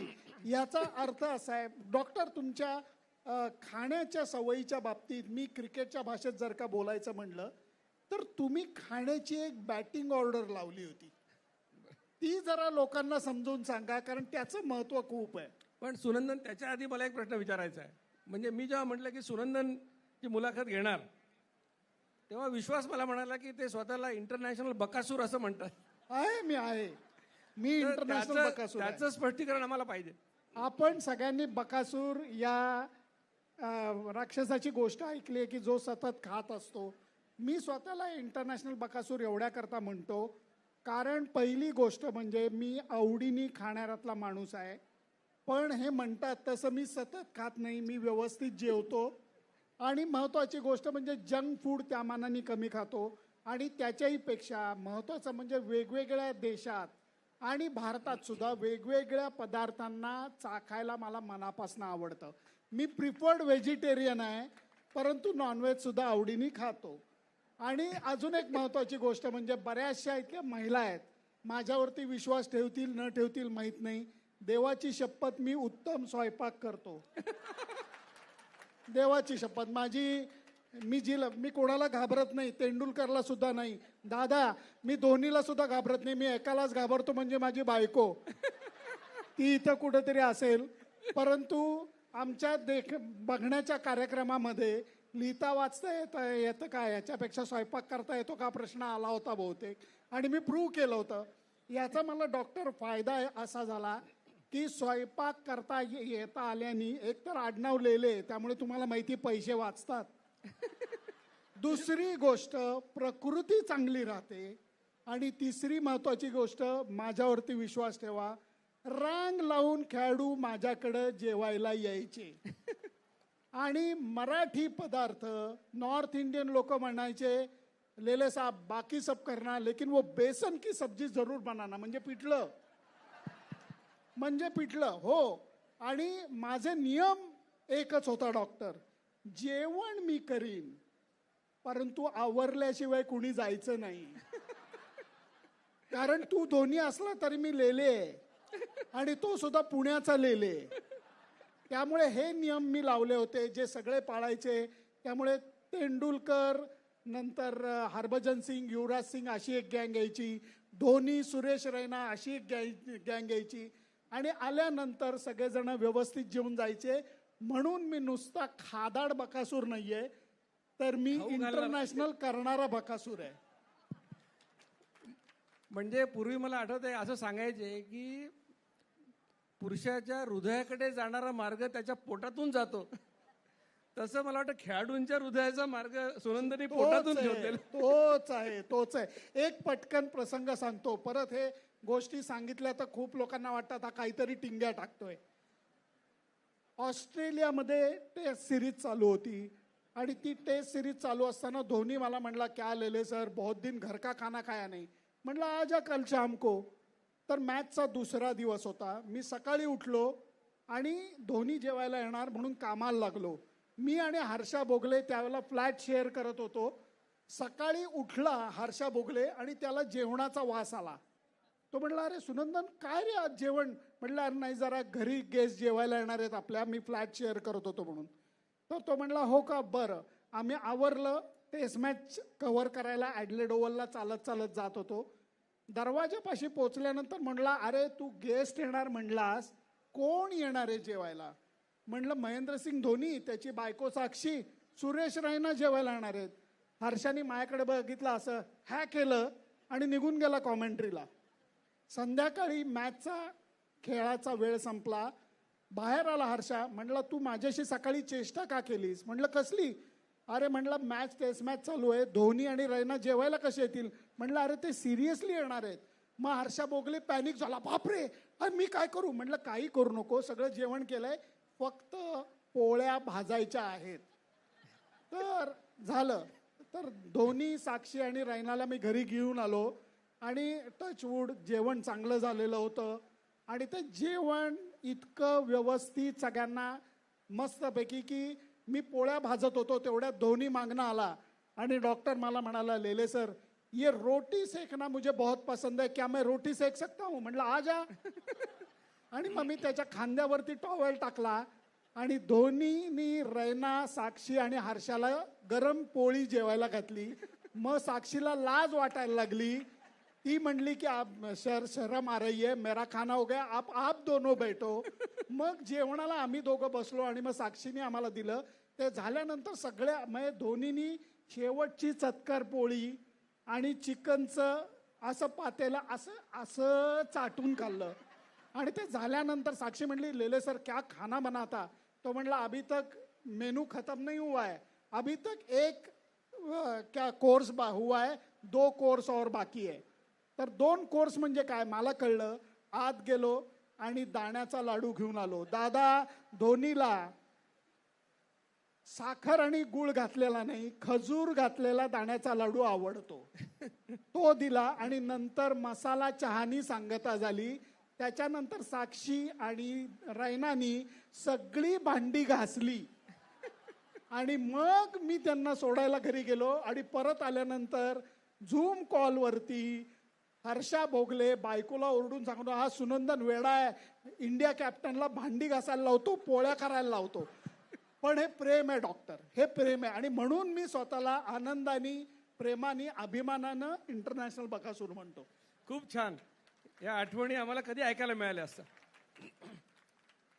आणि आता जो विषय निघाला म्हणजे की स्वयंपाक करणं हे सोपी गोष्ट आहे त्या मानाने.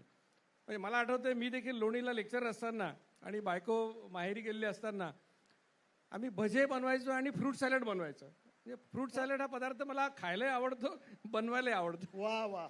पण ते भजे करायला आता लोक यायचे, मग ते सुरुवातीला छान भजे असायचे आणि लोक बिचारे खात, आम्ही आपल्या तळतोय. शेवटी कंटाळा यायचा. मग उरलेलं सगळं पीठ कढईत टाकत आणि ते बाहेर काढलेलं ते धिरड्यासारखं झालेलं तुकडे करून. हो पण या वातावरणात का हो भजीची आठवण काढली? हो हा नोबॉल आहे, हा नोबॉल आहे, बरोबर नाही. अशा वातावरणात भजी आणि चहाची आठवण नका काढू. त्यामुळे जो प्रश्न विचारला की खाण्याची बॅटिंग ऑर्डर, जसं सचिन आणि सेहवागने आधी यायचं, मग द्रविड येणार. होतं कसं की चांगली जर तुम्हाला स्कोअर करायचा असेल तर तुम्हाला योग्य प्लेअर योग्य ठिकाणी ठेवायला लागतं. क्या बात आहे. वा. तुम्ही सुरुवातीला जर एकदम असा प्लेअर पाठवला की पहिल्या बॉलपासून तो बॅट उचलेल, आडवी तिडवी सिक्सर मारायला जाईल, तर आऊट होण्याची शक्यता असते. म्हणून जेवणाच्या सुरुवातीला जर पोळी भात भाकरी खाल्ली तर कार्बोहायड्रेट खूप खातो माणूस आणि त्याच्या रक्तात ग्लुकोजचा मोठा स्पाईक येतो. म्हणून आम्ही सांगितले की जेवणाच्या सुरुवातीला 4 बदाम, 4 अक्रोड किंवा मुठभर शेंगदाणे हे रात्री भिजवून ठेवा आणि सुरुवातीला खा. त्याच्यानंतर एक वाटीभर सॅलड खा. म्हणजे त्याच्यामध्ये- काय सॅलड म्हणजे म्हणजे काय? एक काकडी एक टोमॅटो चिरल्यावर जेवढा ऐवज तयार होतो, मग त्यात तुम्ही काकडी, टोमॅटो, गाजर, मुळा जे तुम्हाला खायचं ते खा. पालकाची पानं खा, मेथीची पानं खा. म्हणजे हे दुसरी गोष्ट. त्याच्यानंतर एक वाटीभर मोड आलेलं कडधान्य किंवा 2 उकडलेली अंडी, हे 3 खा. आणि त्याच्यानंतर मग काय खायचं ते खा. पोळी भाजी, वरण भात, व्हेज, हे गौर से देखिए ये इंसान को, ये भोला बाला दिखने वाला डॉक्टर बहुत पहुंची हुई चीज आहे. एवढं सगळं खाल्ल्यानंतर पुढचं खायला जेवणाची जागाच राहत नाही पोटात. पण हे ते सांगणार नाही. हे बरोबर बॅटिंग ऑर्डरची गुगली लावणार आणि आपल्याला मार्गावर. पण हे फार महत्वाचं आहे डॉक्टर, कारण या गोष्टी जर का तुमच्या पोटामध्ये अगोदर गेल्या तर त्याच्यानंतर समाधानही मिळतं. बरोबर. ते फार महत्वाचं आहे. कारण खाण्याच्या बाबतीत डॉक्टरांच्या ट्रीटमेंटमध्ये एक महत्वाची गोष्ट आहे, मन मारून जगायला ते नाही शिकवत. हे फार महत्वाचं आहे. त्यामुळे त्याच्याबद्दल सांगा डॉक्टर. म्हणजे एकदा हे 3 पदार्थ खाल्ल्यानंतर, आता जर डायबिटीसचं कोणी असेल, बरेचसे लोक डायबिटीसवाले आहेत, तर तुमच्या सुरुवातीला बदाम अक्रोड सांगितलं ते, पण सॅलडमध्ये गाजर आणि बीट खाऊ नका, त्यांनी शुगर वाढते. आणि बाकी मग सगळं सेम जे आहे तसंच. गोड नाही आणि फळं नाही डायबिटीसवाल्यांसाठी. बाकी सगळे पदार्थ खाल्लेले चालतात. होतं कसं की आपल्या जेवणामध्ये तुम्ही मी अनेक घरांमध्ये बघतो, तुम्ही काय खाता भाजी, तर बरेचसे लोक बटाटे, कांदे आणि वांगे हे 3 सोडून भाजीच खात नाही. तुम्हाला गंमत सांगतो, एक राजकीय नेते गुजरातचे फार मोठे नेते आहेत, त्यांच्या घरी दिल्लीत त्यांच्या घरी मी जेवायला बसलो, त्यांची बायको आणि ते आम्ही सगळे जेवायला बसलो. ते म्हणाले, त्यांच्या मिसेस म्हणाल्या की डॉक्टर साहब आपकी वजह से अभी ये सैलड वगैरह खाने लगे, नहीं तो सिर्फ वो सब्जी और चपाती खाते थे. तर आपल्याला सॅलड खाल्ल्यामुळे फायबर मिळतात, विटॅमिन्स मिळतात. मग हे सुरुवातीचे नट्स, त्याच्यात प्रोटीन्स असतात. ह्या गोष्टी आपण खायला शिकायला पाहिजे. आणि याच्यातून आपल्याला पूर्ण डाएट, शेवटी कसं आहे की एक कॅम्पेन आहे, हे मास कॅम्पेन आहे. याच्यामध्ये असं एका माणसाला तू 40 ग्रॅम हे खा, 30 ग्रॅम ते खा असं मी सांगत नाही. पण एक जनरल सिक्वेन्स आहे, हा खाल्ला की माणूस स्वतः शहाणा होतो. आपण म्हटलं त्याला तू याच्यानंतर पिझ्झा खाल्ला तरी चालेल, काही प्रॉब्लेम नाही. आता रोज कोण पिझ्झा खातं? आठवड्यातून एक दिवशी खाल्ला तर काय 4 तुकडे पिझ्झाचे, 1 तुकडा खा, काही बिघडत नाही. मन मारायची गरज नाही, कारण सगळे डाएट प्लॅन मन मारण्यामुळे फसतात. गडबड तिथे होते. म्हणून जीवनशैली व्हायला पाहिजे. आणि ही जीवनशैली होते कारण हे पदार्थ सगळे खायला छान वाटतात आणि तुम्ही खाल्ले, तुम्हाला नंतरचे रिझल्ट दिसतात. डॉक्टर, ह्याच्यात जोडून आणि महत्वाचा प्रश्न आहे, या गोष्टी अंगीकारणं. तुम्ही जे जीवनशैलीची गोष्ट करताय, ज्याच्याकरता तुम्ही अक्षरशः म्हणजे सर्वस्व पणाला लावल्यासारखं मला वाटतं मनापासनं, आणि त्याला खरोखर खूप मोठं कामाचं तुमचं योगदान आहे. परंतु याच्यामध्ये ही जीवनशैली येणं हे सुरुवातीच्या काळामध्ये आम्हा सर्वसामान्य नागरिकांकरता सोपी गोष्ट नाहीये. तर ही सवय अंगीकारण्यासाठी काय केलं पाहिजे, काय शिस्त पाळली पाहिजे? सगळ्यात महत्त्वाची गोष्ट अशी आहे की आता लाईफस्टाईल 100 लोकांना सांगितली, माझा अनुभव सांगतो, तर मी असं बऱ्याच वेळा सांगत असतो की आंधळ्यांच्या जगामध्ये मी आरसे विकायचं काम करतो. कारण खूप फ्रस्ट्रेटिंग आहे. म्हणजे आता माझ्या नळस्टॉपच्या सेंटरला जर 4000 लोक आले तर दुसऱ्या व्हिजिटला 2,000 येतात. म्हणजे 50% पहिलेच व्हिजिटला गळतात. पुढे 4-5-6 व्हिजिट बघितलं तर मग ते कमी कमी होत शेवटी 20% लोक उरतात. पण मी असा विचार करतो की या देशामध्ये 12 कोटी लोकांना डायबिटीस आहे. त्यातल्या 10% लोकांनी माझं ऐकलं तर मी 1 कोटी लोकांचा डायबिटीस रिव्हर्ट करू शकतो. मला वाटतं आयुष्यभरासाठी एवढं काम पुष्कळ मोठं झालं. फक्त जीवनशैली, जेव्हा माणूस, जीवनशैली कोण करू शकतो? ज्याला आत्ता डायबिटीस डायग्नोज झाला, ज्याला आत्ता कळलं की मला डायबिटीस आहे आणि HbA1c 8, 9, 10, फास्टिंग शुगर 300, तो घाबरलेला असतो. तो काहीही करायला, त्याला म्हटलं हात कापून दे तर हात कापून द्यायला तयार असतो. अशी माणसं ज्यांचे स्टेक्स इन्व्हॉल्व खूप आहेत ते लोक करतात. एकदा त्याला ते मेटफॉर्मिन खायची सवय लागली सकाळ संध्याकाळ, मग तो म्हणतो मेटफॉर्मिन 1 गुलाबजाम खाईन, अर्धी मेटफॉर्मिन जास्त खातो. तर ती सवय लागायच्या आधी तो आला पाहिजे. म्हणजे माझं सगळ्या लोकांना हेच म्हणणं आहे की पुण्यामध्ये सेंटर चालू आहे, मला असं वाटतं की त्या सेंटरमध्ये आम्हाला बसायला जागा राहू नये.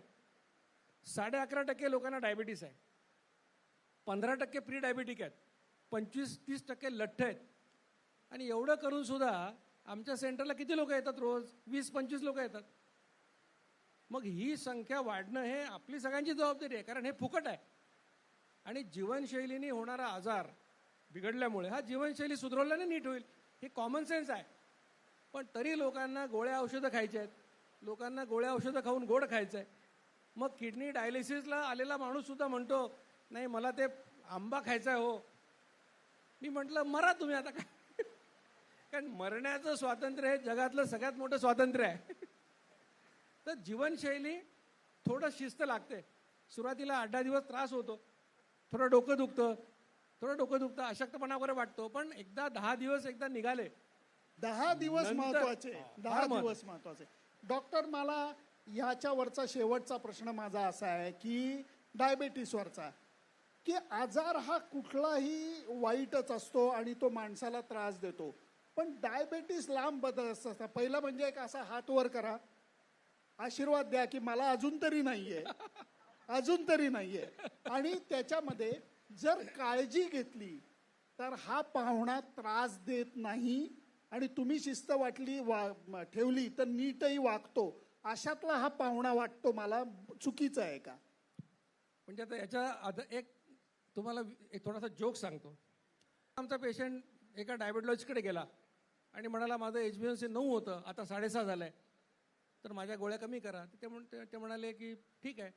नंतर त्यांनी प्रश्न विचारला की माझं जर हे 5.6च्या खाली गेलं, नॉर्मल झालं, तर माझ्या गोळ्या बंद होतील का? त्यावर ते म्हणाले की मरेपर्यंत औषध घ्यावं लागेल. मग तो माझ्याकडे आला पेशंट, म्हणाला ते डॉक्टर असं म्हणाले की मरेपर्यंत औषध घ्यावं लागेल. मी म्हटलं पुढच्या वेळेला असं म्हणाले तर त्यांना विचारा की कोण मरेपर्यंत. कारण ही जीवनशैली तुम्हाला मरू देणार नाही, हे खात्रीने सांगतो. म्हणजे तुम्ही जर तुमचं इन्शुलिनची लेवल कमी ठेवली, खाण्याची फ्रिक्वेन्सी कमी केली, तर तुम्हाला आयुष्यात कधीही डायबिटीस होणार नाही. आमच्या सगळ्या डायबिटीसच्या पेशंटचं सगळं दुखणं वाढण्याचं एकमेव कारण हे आहे की आम्ही त्यांना वारंवार खायचा सल्ला देतो. आणि हा सल्ला दिल्याने एकाही माणसाचं औषध कमी झालेलं नाही, बंद झालेलं नाही. मग एवढे हजारो लाखो डायबेटॉलॉजिस्ट, एवढे विद्वान जर करू शकत नाहीत, आणि मी जर आज भारतामध्ये 1500पेक्षा जास्त लोकांची औषधं बंद केलेत, पुण्यामध्ये 492 लोकांची बंद केलेत, तर मी काय करतो? तुम्ही माझ्याकडे बघायला पाहिजे ना. बरोबर, क्या बात आहे. तुम्ही मला म्हणाल की तुम्ही रिसर्च करा, टेक्स्टबुकमध्ये येऊ दे, मग आम्ही करू.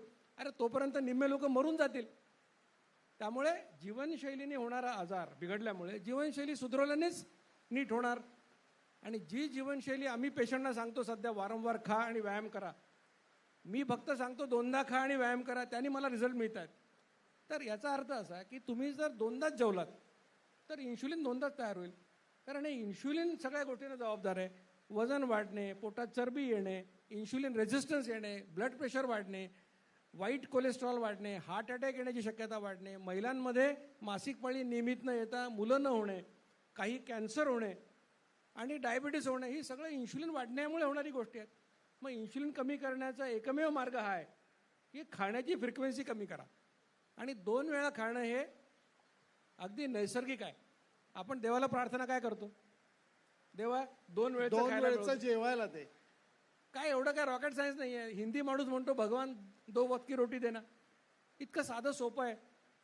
हे सगळं तुम्ही बघितलं तर सगळीकडे असं म्हटलंय, आयुर्वेदाने सांगितलंय 2 काल भुंजित, दिवसात 2दा जेवा. आयुर्वेदाने सांगितलं जसं अग्निहोत्र 2 वेळा पेटवता, तसं जठराग्नी प्रज्वलित झाल्या की 2 वेळा जेवा.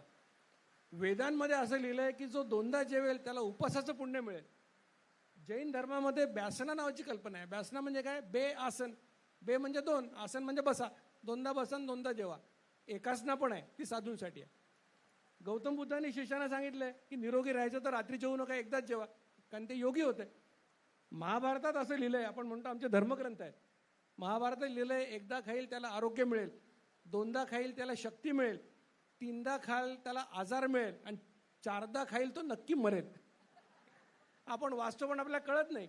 आणि संतांनी काय शिकवलं आपल्याला, हा उपदेश घरोघरी गेलेला आहे, सगळ्यांना माहिती आहे. संत म्हणतात एकदा खातो तो योगी, 2दा खातो तो आपल्यासारखा भोगी आणि 3दा खातो तो मोठ्याने सांगा. आणि आता दुपारी मिळालेले वडे पण कोणी सोडलेले नाहीत. मी पाहत होतो मी इकडून आलो, मी पाहत होतो लोक कसे वडे खात आहेत, लोक कशा प्लेट घेऊन चाललेत. आणि आत्ता देखील समजा मंदारनीने अमृताने ठरवलं की इथे बटरस्कॉच आईस्क्रीम फिरवावं, तर ते पण कोणी सोडणार नाही. शेजारचा म्हणाला मला नको, म्हणतील गप्प बस घेऊन ठेव.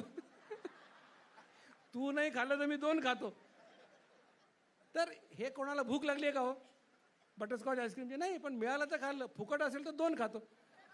हे आमची ही मनोवृत्ती आहे. म्हणून जीवनशैली 2दा जेवणाचे इतके संदर्भ आहेत.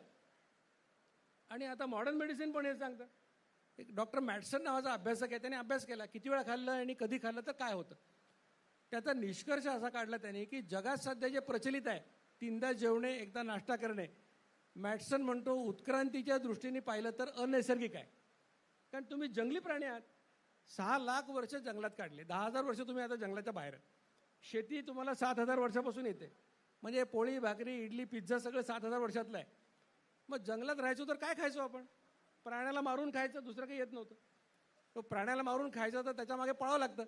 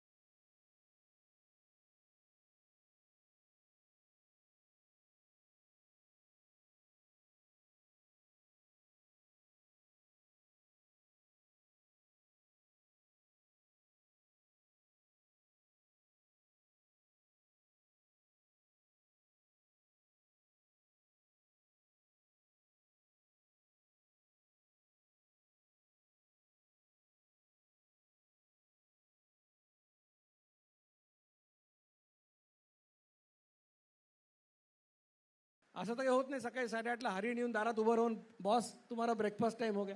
त्याच्या 2 वेळा ओळखून 2 वेळा जेवा, हा पहिला सल्ला. जेवण जास्तीत जास्त 55 मिनिटात संपवा.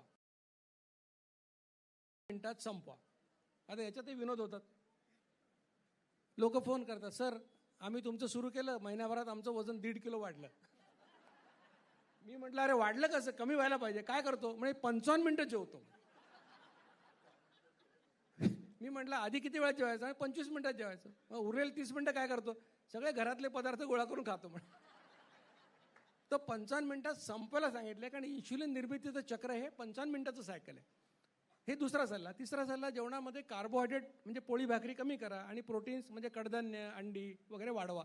आणि शेवटचं महत्त्वाचं की बऱ्याच लोकांना तोंडावर असं वाटतं काय सांगतात बाबा आता हे, की साखर गूळ मध शुगर फ्री हे सगळे आरोग्यासाठी वाईट आहेत. डायबिटीज नसेल तरी सुद्धा कमी खा किंवा बंद करा.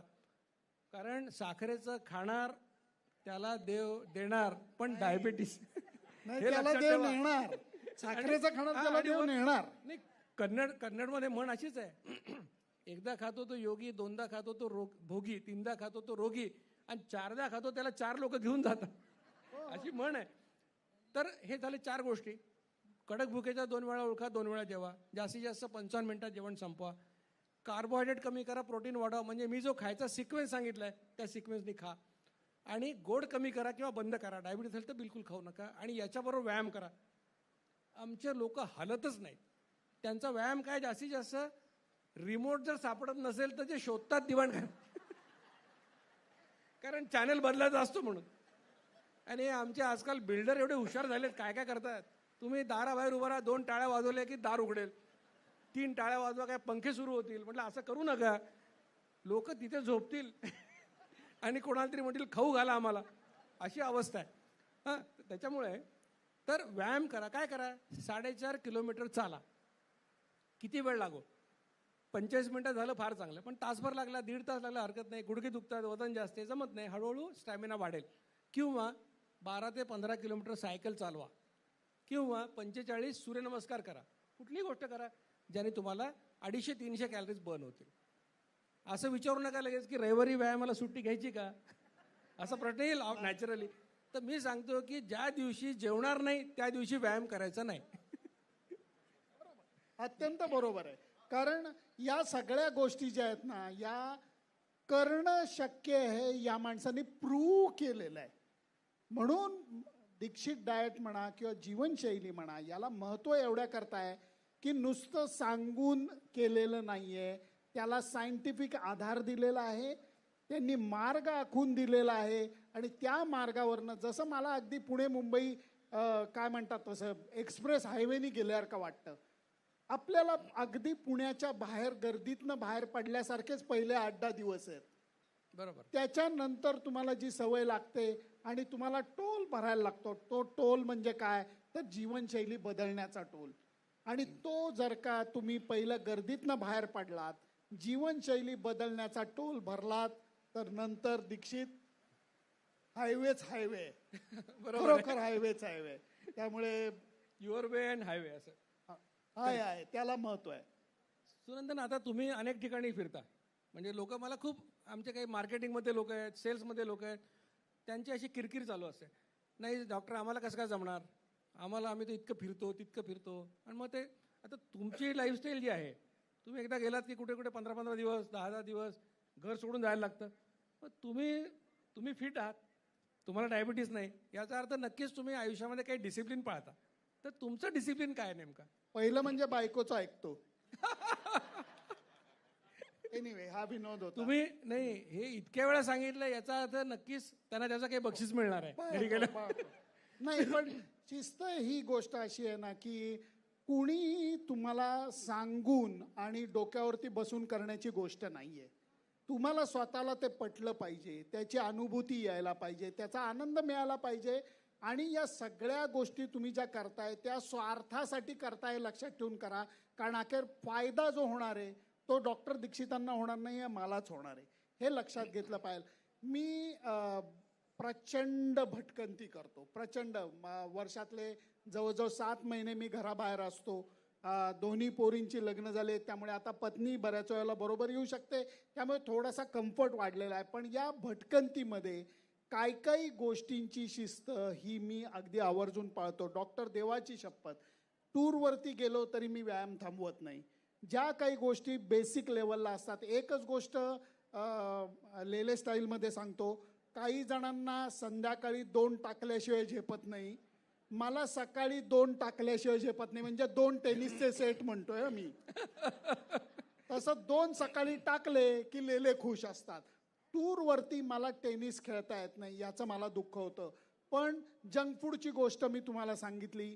त्याचबरोबर मी सर्वात एक गोष्ट केलेली आहे, आणि ते म्हणजे ट्रॅव्हल करत असताना तुम्ही ट्रॅव्हल कमीत कमी वजनाने करायला पाहिजे. शरीराचंही वजन कमीत कमी पाहिजे. दुसरी गोष्ट म्हणजे बॅगेचं वजन सुद्धा कमीच पाहिजे. इथे खूप सिनियर नागरिक बसलेले आहेत, असंख्य. एक जमाना होता की ज्या जमान्यामध्ये माझी मुलगी परदेशात आहे म्हटल्यानंतर डोळे विस्फारले जायचे. आता घराघरातली मुलं परदेशात आहेत. आई 5 किलो गहूची पिठी घेऊन ये की आई निघाली, वाट लागते हो, खरंच वाट लागते. मी इतका ट्रॅव्हलाईटवाला माणूस आहे की काही जे ठोकताळे जे तुम्ही आत्ता खाण्याचे सांगितले तसे मी पाळतो, की 4 ट्राउझर आणि 6 अप्पर, मग ते टी शर्ट घ्या, शर्ट घ्या, काही घ्या, ते पुरतात. त्याचं कारण पहिली गोष्ट म्हणजे तुमच्याकडे परदेशात कुणी बघत नाही, हे पहिलं लक्षात ठेवा. मी ह्याच्यात कसा दिसेन, कुणी डुंकून बघत नाही तुमच्याकडे. जर तुम्ही काही घातलं नाही तरच बघतील, परंतु जर तुम्ही काय काळं निळं पांढरं पिवळं काय त्यातलं कुणी बघत नाही. दुसरी गोष्ट म्हणजे परदेशात गेल्यानंतर किंवा परगावी गेल्यानंतर तुम्ही थोडं शॉपिंग करताच. महिलांना मला प्रश्न विचारायचा आहे, तुम्ही बाहेर गेल्यानंतर शॉपिंग करत नाही अशी कोण महिला आहे का? नाही. करतात. नाही मी महिलांबद्दल बोलतोय. त्यामुळे नाही, मी गंमत करतोय की शॉपिंग हे बाहेर गेल्यानंतर करणं होतं, 1-2 गोष्टी घेणं होतं. मग 8 गोष्टी कॅरी कशाला करायच्या? 6 गोष्टी कॅरी करा, 2 गोष्टी ॲड करा, तुमची बॅग कमीत कमी ठेवा आणि त्याच्यातनं तुम्ही फिरला. अजून एक महत्त्वाची गोष्ट, आत्ताच अमृतानी सांगितलं की 7 सिस्टर्सच्या स्टॉलला, भटकंतीच्या स्टॉलला तुफान गर्दी आहे. मला तुमच्या सगळ्यांचं खूप कौतुक वाटतं की तो उत्साह तुम्ही टिकून ठेवला आहे. पण तुम्हाला या उत्साहामध्ये जर का अजून एन्जॉयमेंट, आनंदाची भर पाडायची असली तर ह्यांनी जे सांगितलं ते ऐका आणि करा. दुसरी गोष्ट, चालण्याची जी गोष्ट आहे, 1 सेकंद डॉक्टर दीक्षितांना आपण बाजूला ठेवूयात. दुसरी गोष्ट, 45 मिनिटं तुम्ही जर का युरोपला तुम्हाला जायचंय जुलैमध्ये, आत्तापासनं तुम्ही 45 मिनिटं चालायला लागलात तर युरोप डॉक्टर जास्त एन्जॉय करता येईल, जास्त एन्जॉय करता येईल. अजून एक शेवटची नम्र विनंती, माझं आणि एका ट्रॅव्हल, मी आता त्यांचं नाव नाही घेत, मी तो माझा अगदी जवळचा मित्र आहे, जवळचा मित्र. आता त्याची ट्रॅव्हल कंपनी खूप मोठी आहे, परंतु समजा मी परदेशी युरोप ट्रॅव्हल करून आलो आहे. डॉक्टर तुम्ही मला प्रश्न विचारा की सुनंदन युरोप ट्रिप कशी झाली, हायलाईट काय होतं, विचारणार ना प्रश्न? सांगा. नाही विचार ना, गंमत म्हणून. युरोप टूर झाली, त्याचा हायलाईट काय होतं? काय जेवण दिलंय? अहो हे हायलाईट कसं असू शकतं? तुम्ही रोम मध्ये काय पाहिलं, आयफेल टॉवर मध्ये मोनालिसानी तुमच्याकडे पाहिलं का, हे विचारा ना. तुम्ही जेवण, मी त्या मित्राला म्हणलं लेकाच्या तू मेल्यानंतर नरकात जाणार. तो हसायला लागला, का रे सुनंदन? अरे म्हटलं रोमला जाऊन पुरणपोळ्या खायला घालतो, लोक चालणार कशी? मला म्हणायचं असं, परदेशी गेल्यानंतर खूप जणांना लगेच भारतीय जेवणाची आठवण येते. का? बेसिक जेवण आहे की नाही? का?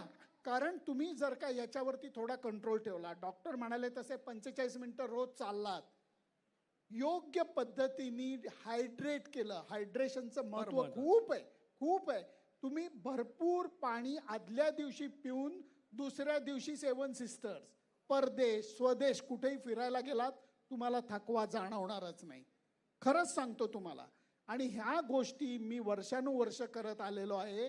आणि याच्या बरोबरीने ज्या छोट्या गोष्टी आहेत, त्या खाण्याचे पदार्थ भरमसाठ बरोबर कॅरी करून फिरू नका.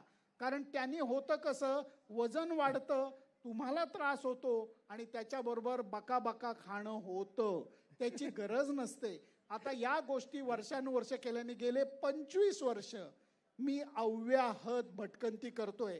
क्रिकेट देवाच्या कृपेने 100 इंटरनॅशनल टूर्स मी केलेले आहेत. परंतु कधी डॉक्टर, खरोखर क्रिकेट देवाची कृपा आहे, मला आत्तापर्यंत बॅगेमध्ये shirt, T shirt, shoes, trouser भरत असताना औषधं बरोबर काय घेऊन जावीत हे मनात सुद्धा आलं नाही. ही खरंच देवाची कृपा आहे. खूप छान, खूप छान, खरंच. आणि आता जे सांगितलं खूप छान, की म्हणजे जसं कुठल्याही टूर कंपनीमध्ये गेल्यानंतर हायलाईट जो सांगितला की खायला छान होतं. म्हणजे लोक जसं हॉटेलमध्ये जातात आणि तिथे लिहिलेलं असतं की इथे घरगुती चवीचे पदार्थ मिळतील. मला आश्चर्य वाटतं की लोक तिथे का जातात? घरातले पदार्थ खायला तिकडे कशाला जायचे, तिथल्या हॉटेलची चव असेल. तर या सगळ्या ह्याच्यामध्ये आपण जे बोलत होतात, तर तुम्ही एक चांगला मुद्दा काढला की 2 टाकल्याशिवाय. आता आमचे सगळे सिनियर सिटीजन्स आहेत, यातल्या आता काही लोकांनी तर मला वाटतं 2-2 टँकर रिचवले असतील आतापर्यंत. नाही म्हणजे लहानपणापासून आतापर्यंत. तर खूप लोकांचा हा प्रश्न असतो, म्हणजे हा मुद्दाम सांगून टाकतो, लोकांच्या मनात राहायला नको की बा तुमच्या जीवनशैलीमध्ये हे काय पिण्याचं विषय. मी म्हटलं काय, आता मी पिऊ नका म्हणून काय लोक माझं ऐकत नाहीत. मी एवढं, कुठला डॉक्टर सांगणार नाही दारू प्या म्हणून, मी पण नाही सांगणार. पण तुम्ही माझं ऐकणार नाही, मला माहिती आहे, जे पितात ते. त्यामुळे माझं असं म्हणणं आहे की ज्या लोकांना प्यायचंच असतं, काही लोक असतात की 2 पेग घेतातच, मग ते कधी 4ही घेत नाहीत, 1ही घेत नाहीत, ते 2च घेतात, ते घेत राहतात. तर अशा लोकांना माझं सांगणं असं आहे की मी तुम्हाला 55 मिनिटाचा वेळ दिलेला आहे, तर पिणं आणि खाणं 55 मिनिटात आटपा, म्हणजे लाईफस्टाईलला प्रॉब्लेम नाही. पण तुमची लिव्हर आणि किडनी सांभाळा, त्याला याचं प्रोटेक्शन नाही आहे. आणि शेक्सपियरनी छान लिहून ठेवला आहे की तो म्हणतो, अल्कोहोलबद्दल असं म्हणतो की it stimulate the desire but takes away the performance. तेव्हा हे गोष्ट लक्षात ठेवा. सांगायची गोष्ट अशी की सगळ्या प्रकारच्या लोकांनाही लाईफस्टाईल करता येण्यासारखी आहे. तुमच्या काही सवयी असो काही असो हे करता येतं, याला काही प्रॉब्लेम नाही. मला खात्री आहे की इथे असलेले अनेक लोक ह्या माझ्या सक्सेस स्टोरीज आहेत. अनेक लोक इथे मला तर रंजना बसलेल्या दिसत आहेत. अनेक लोक आहेत ज्यांची वजनं कमी झाली, ज्यांच्या गोळ्या बंद झाल्या. तर हा कार्यक्रम झाल्यानंतर मला नक्की भेटा तुम्ही लोक. मला तुमच्यावर फोटो पण काढायचा आहे. कारण तुम्ही सेलिब्रिटी आहात. कारण ज्यांनी हा विश्वास ठेवून हे केलं आणि आपला डायबिटीस घालवला त्या माझ्यासाठी सेलिब्रिटी आहेत सगळ्या. आणि सगळ्यांना माझी विनंती आहे, मला वाटतं आपला वेळ संपत आला असेल. हो हो मंदार, वेळ 5 मिनिटात. तर माझ्या स्वार्थाची गोष्ट पण करून घेतो. इथे 19 नंबरचा स्टॉल आहे, हा आमच्या कॅम्पेनचा स्टॉल आहे. इथे नळस्टॉपला महेंद्र उन्नती शोरूमच्या पहिल्या मजल्यावर आमचं सेंटर आहे. सोमवार ते शनिवार रोज संध्याकाळी 5 ते 9 या वेळामध्ये सेंटर असतं. सेंटर सगळ्या सेवा मोफत आहेत. सोमवार आणि गुरुवार मी तिथे असतो. बऱ्याच लोकांना अजून माहीत नाही की मी पुण्यात शिफ्ट झालेलो आहे. BJ मेडिकल कॉलेजला प्रोफेसर आहे. खूप लोकांना वाटतं मी लातूरलाच आहे किंवा अजून कुठे आहे. मी पुण्यात आहे. आणि सोमवार आणि गुरुवार मी तुम्हाला भेटू शकतो. तर तिथे ठेवलेली पॅम्पलेट घ्या. तुम्हाला उपयोग नाही झाला तर डायबिटीसच्या पेशंटला द्या दुसऱ्या. शेवटी काय की नॉलेज इज पॉवर. ज्या एवढ्या लोकांना कळेल, मी तुम्हाला 100% खात्रीने सांगतो, ज्या कुठल्या माणसाला डायबिटीसच्या गोळ्या चालू आहेत आणि जो प्रामाणिकपणे मी सांगितलेलं करणार आहे, त्याचं वर्षभरात मी सगळी औषधं बंद करून देईन. ही मी गॅरंटी देतो. वा वा. आणि मी एक गॅरंटी देतो, जे लोक मनापासनं पुण्यात येतात आणि मनापासनं प्रयत्नपूर्वक पुणेकर होतात त्यांचं भलंच होतं. हे मी तुमच्याबद्दल नाही बोलत आहे हो. नाही अजिबात. मी एवढंच म्हणतो फक्त की जे खरे पुणेकर होतात त्यांचं भलंच होतं. बरोबर. त्यामुळे आम्ही असं ठरवलेलं होतं की मी यांची मुलाखत घेणार, ते माझी मुलाखत घेणार. याच्यापेक्षा आपण एकमेकांची गप्पा मारू. आणि मंदार आणि अमृता, थँक्यू सो मच. कारण या निमित्ताने डॉक्टरांची मनापासून भेट झाली आणि पहिल्या भेटीमध्ये सूर छान जुळले. त्यामुळे मार्गदर्शन त्यांचं नेहमी मिळत राहील. आणि निसर्ग छायाच्या बाबतीत मी एवढंच म्हणेन की एवढ्या सगळ्या संख्येने तुम्ही सगळे लोक या अडचणीत सुद्धा शांतपणे बसून राहिलात. कारण 2 ठिकाणी असा क्राऊड कंट्रोल करणं अवघड असतं. एक म्हणजे मॉन्टेसरी आणि दुसरे म्हणजे ज्येष्ठ नागरिक. आणि आज ते झालेलं आहे. त्यामुळे थँक्यू निसर्ग छाया, थँक्यू मंदार, अमृता. दादा क्या बात आहे, मजा आली. Thank you so much. मंदार आणि अमृता तुमचे आभार. पत्ता परत या सांगू. नळ स्टॉपला लॉ कॉलेज रोड जिथे कर्वे रोडला मिळतो त्या टी पॉईंटच्या अलीकडची 3री बिल्डिंग आहे. येस बँकेच्या शेजारी महेंद्र उन्नती शोरूम. इथे पॅम्पलेट सुद्धा 19 नंबर स्टॉलवर, ते घ्या. अमृता आणि यांचा मनापासून आभार आणि अभिनंदन की खूप चांगला उपक्रम सुरू केलाय. दादांचं देखील धन्यवाद की त्यांच्या कल्पनेतून हे सुरू झालेलं आहे. ज्याला 9 वाजता भूक लागते त्यांनी जेवून घ्यावं. ब्रेकफास्ट ही कल्पनाच नाही आहे. 2 वेळा जेवण आहे, पहिलं जेवण दुसरं जेवण. वेळा तुम्ही ठरवा, वेळेचा काही प्रॉब्लेम नाही. 8 तासाचा अवधी ठेवा. नाही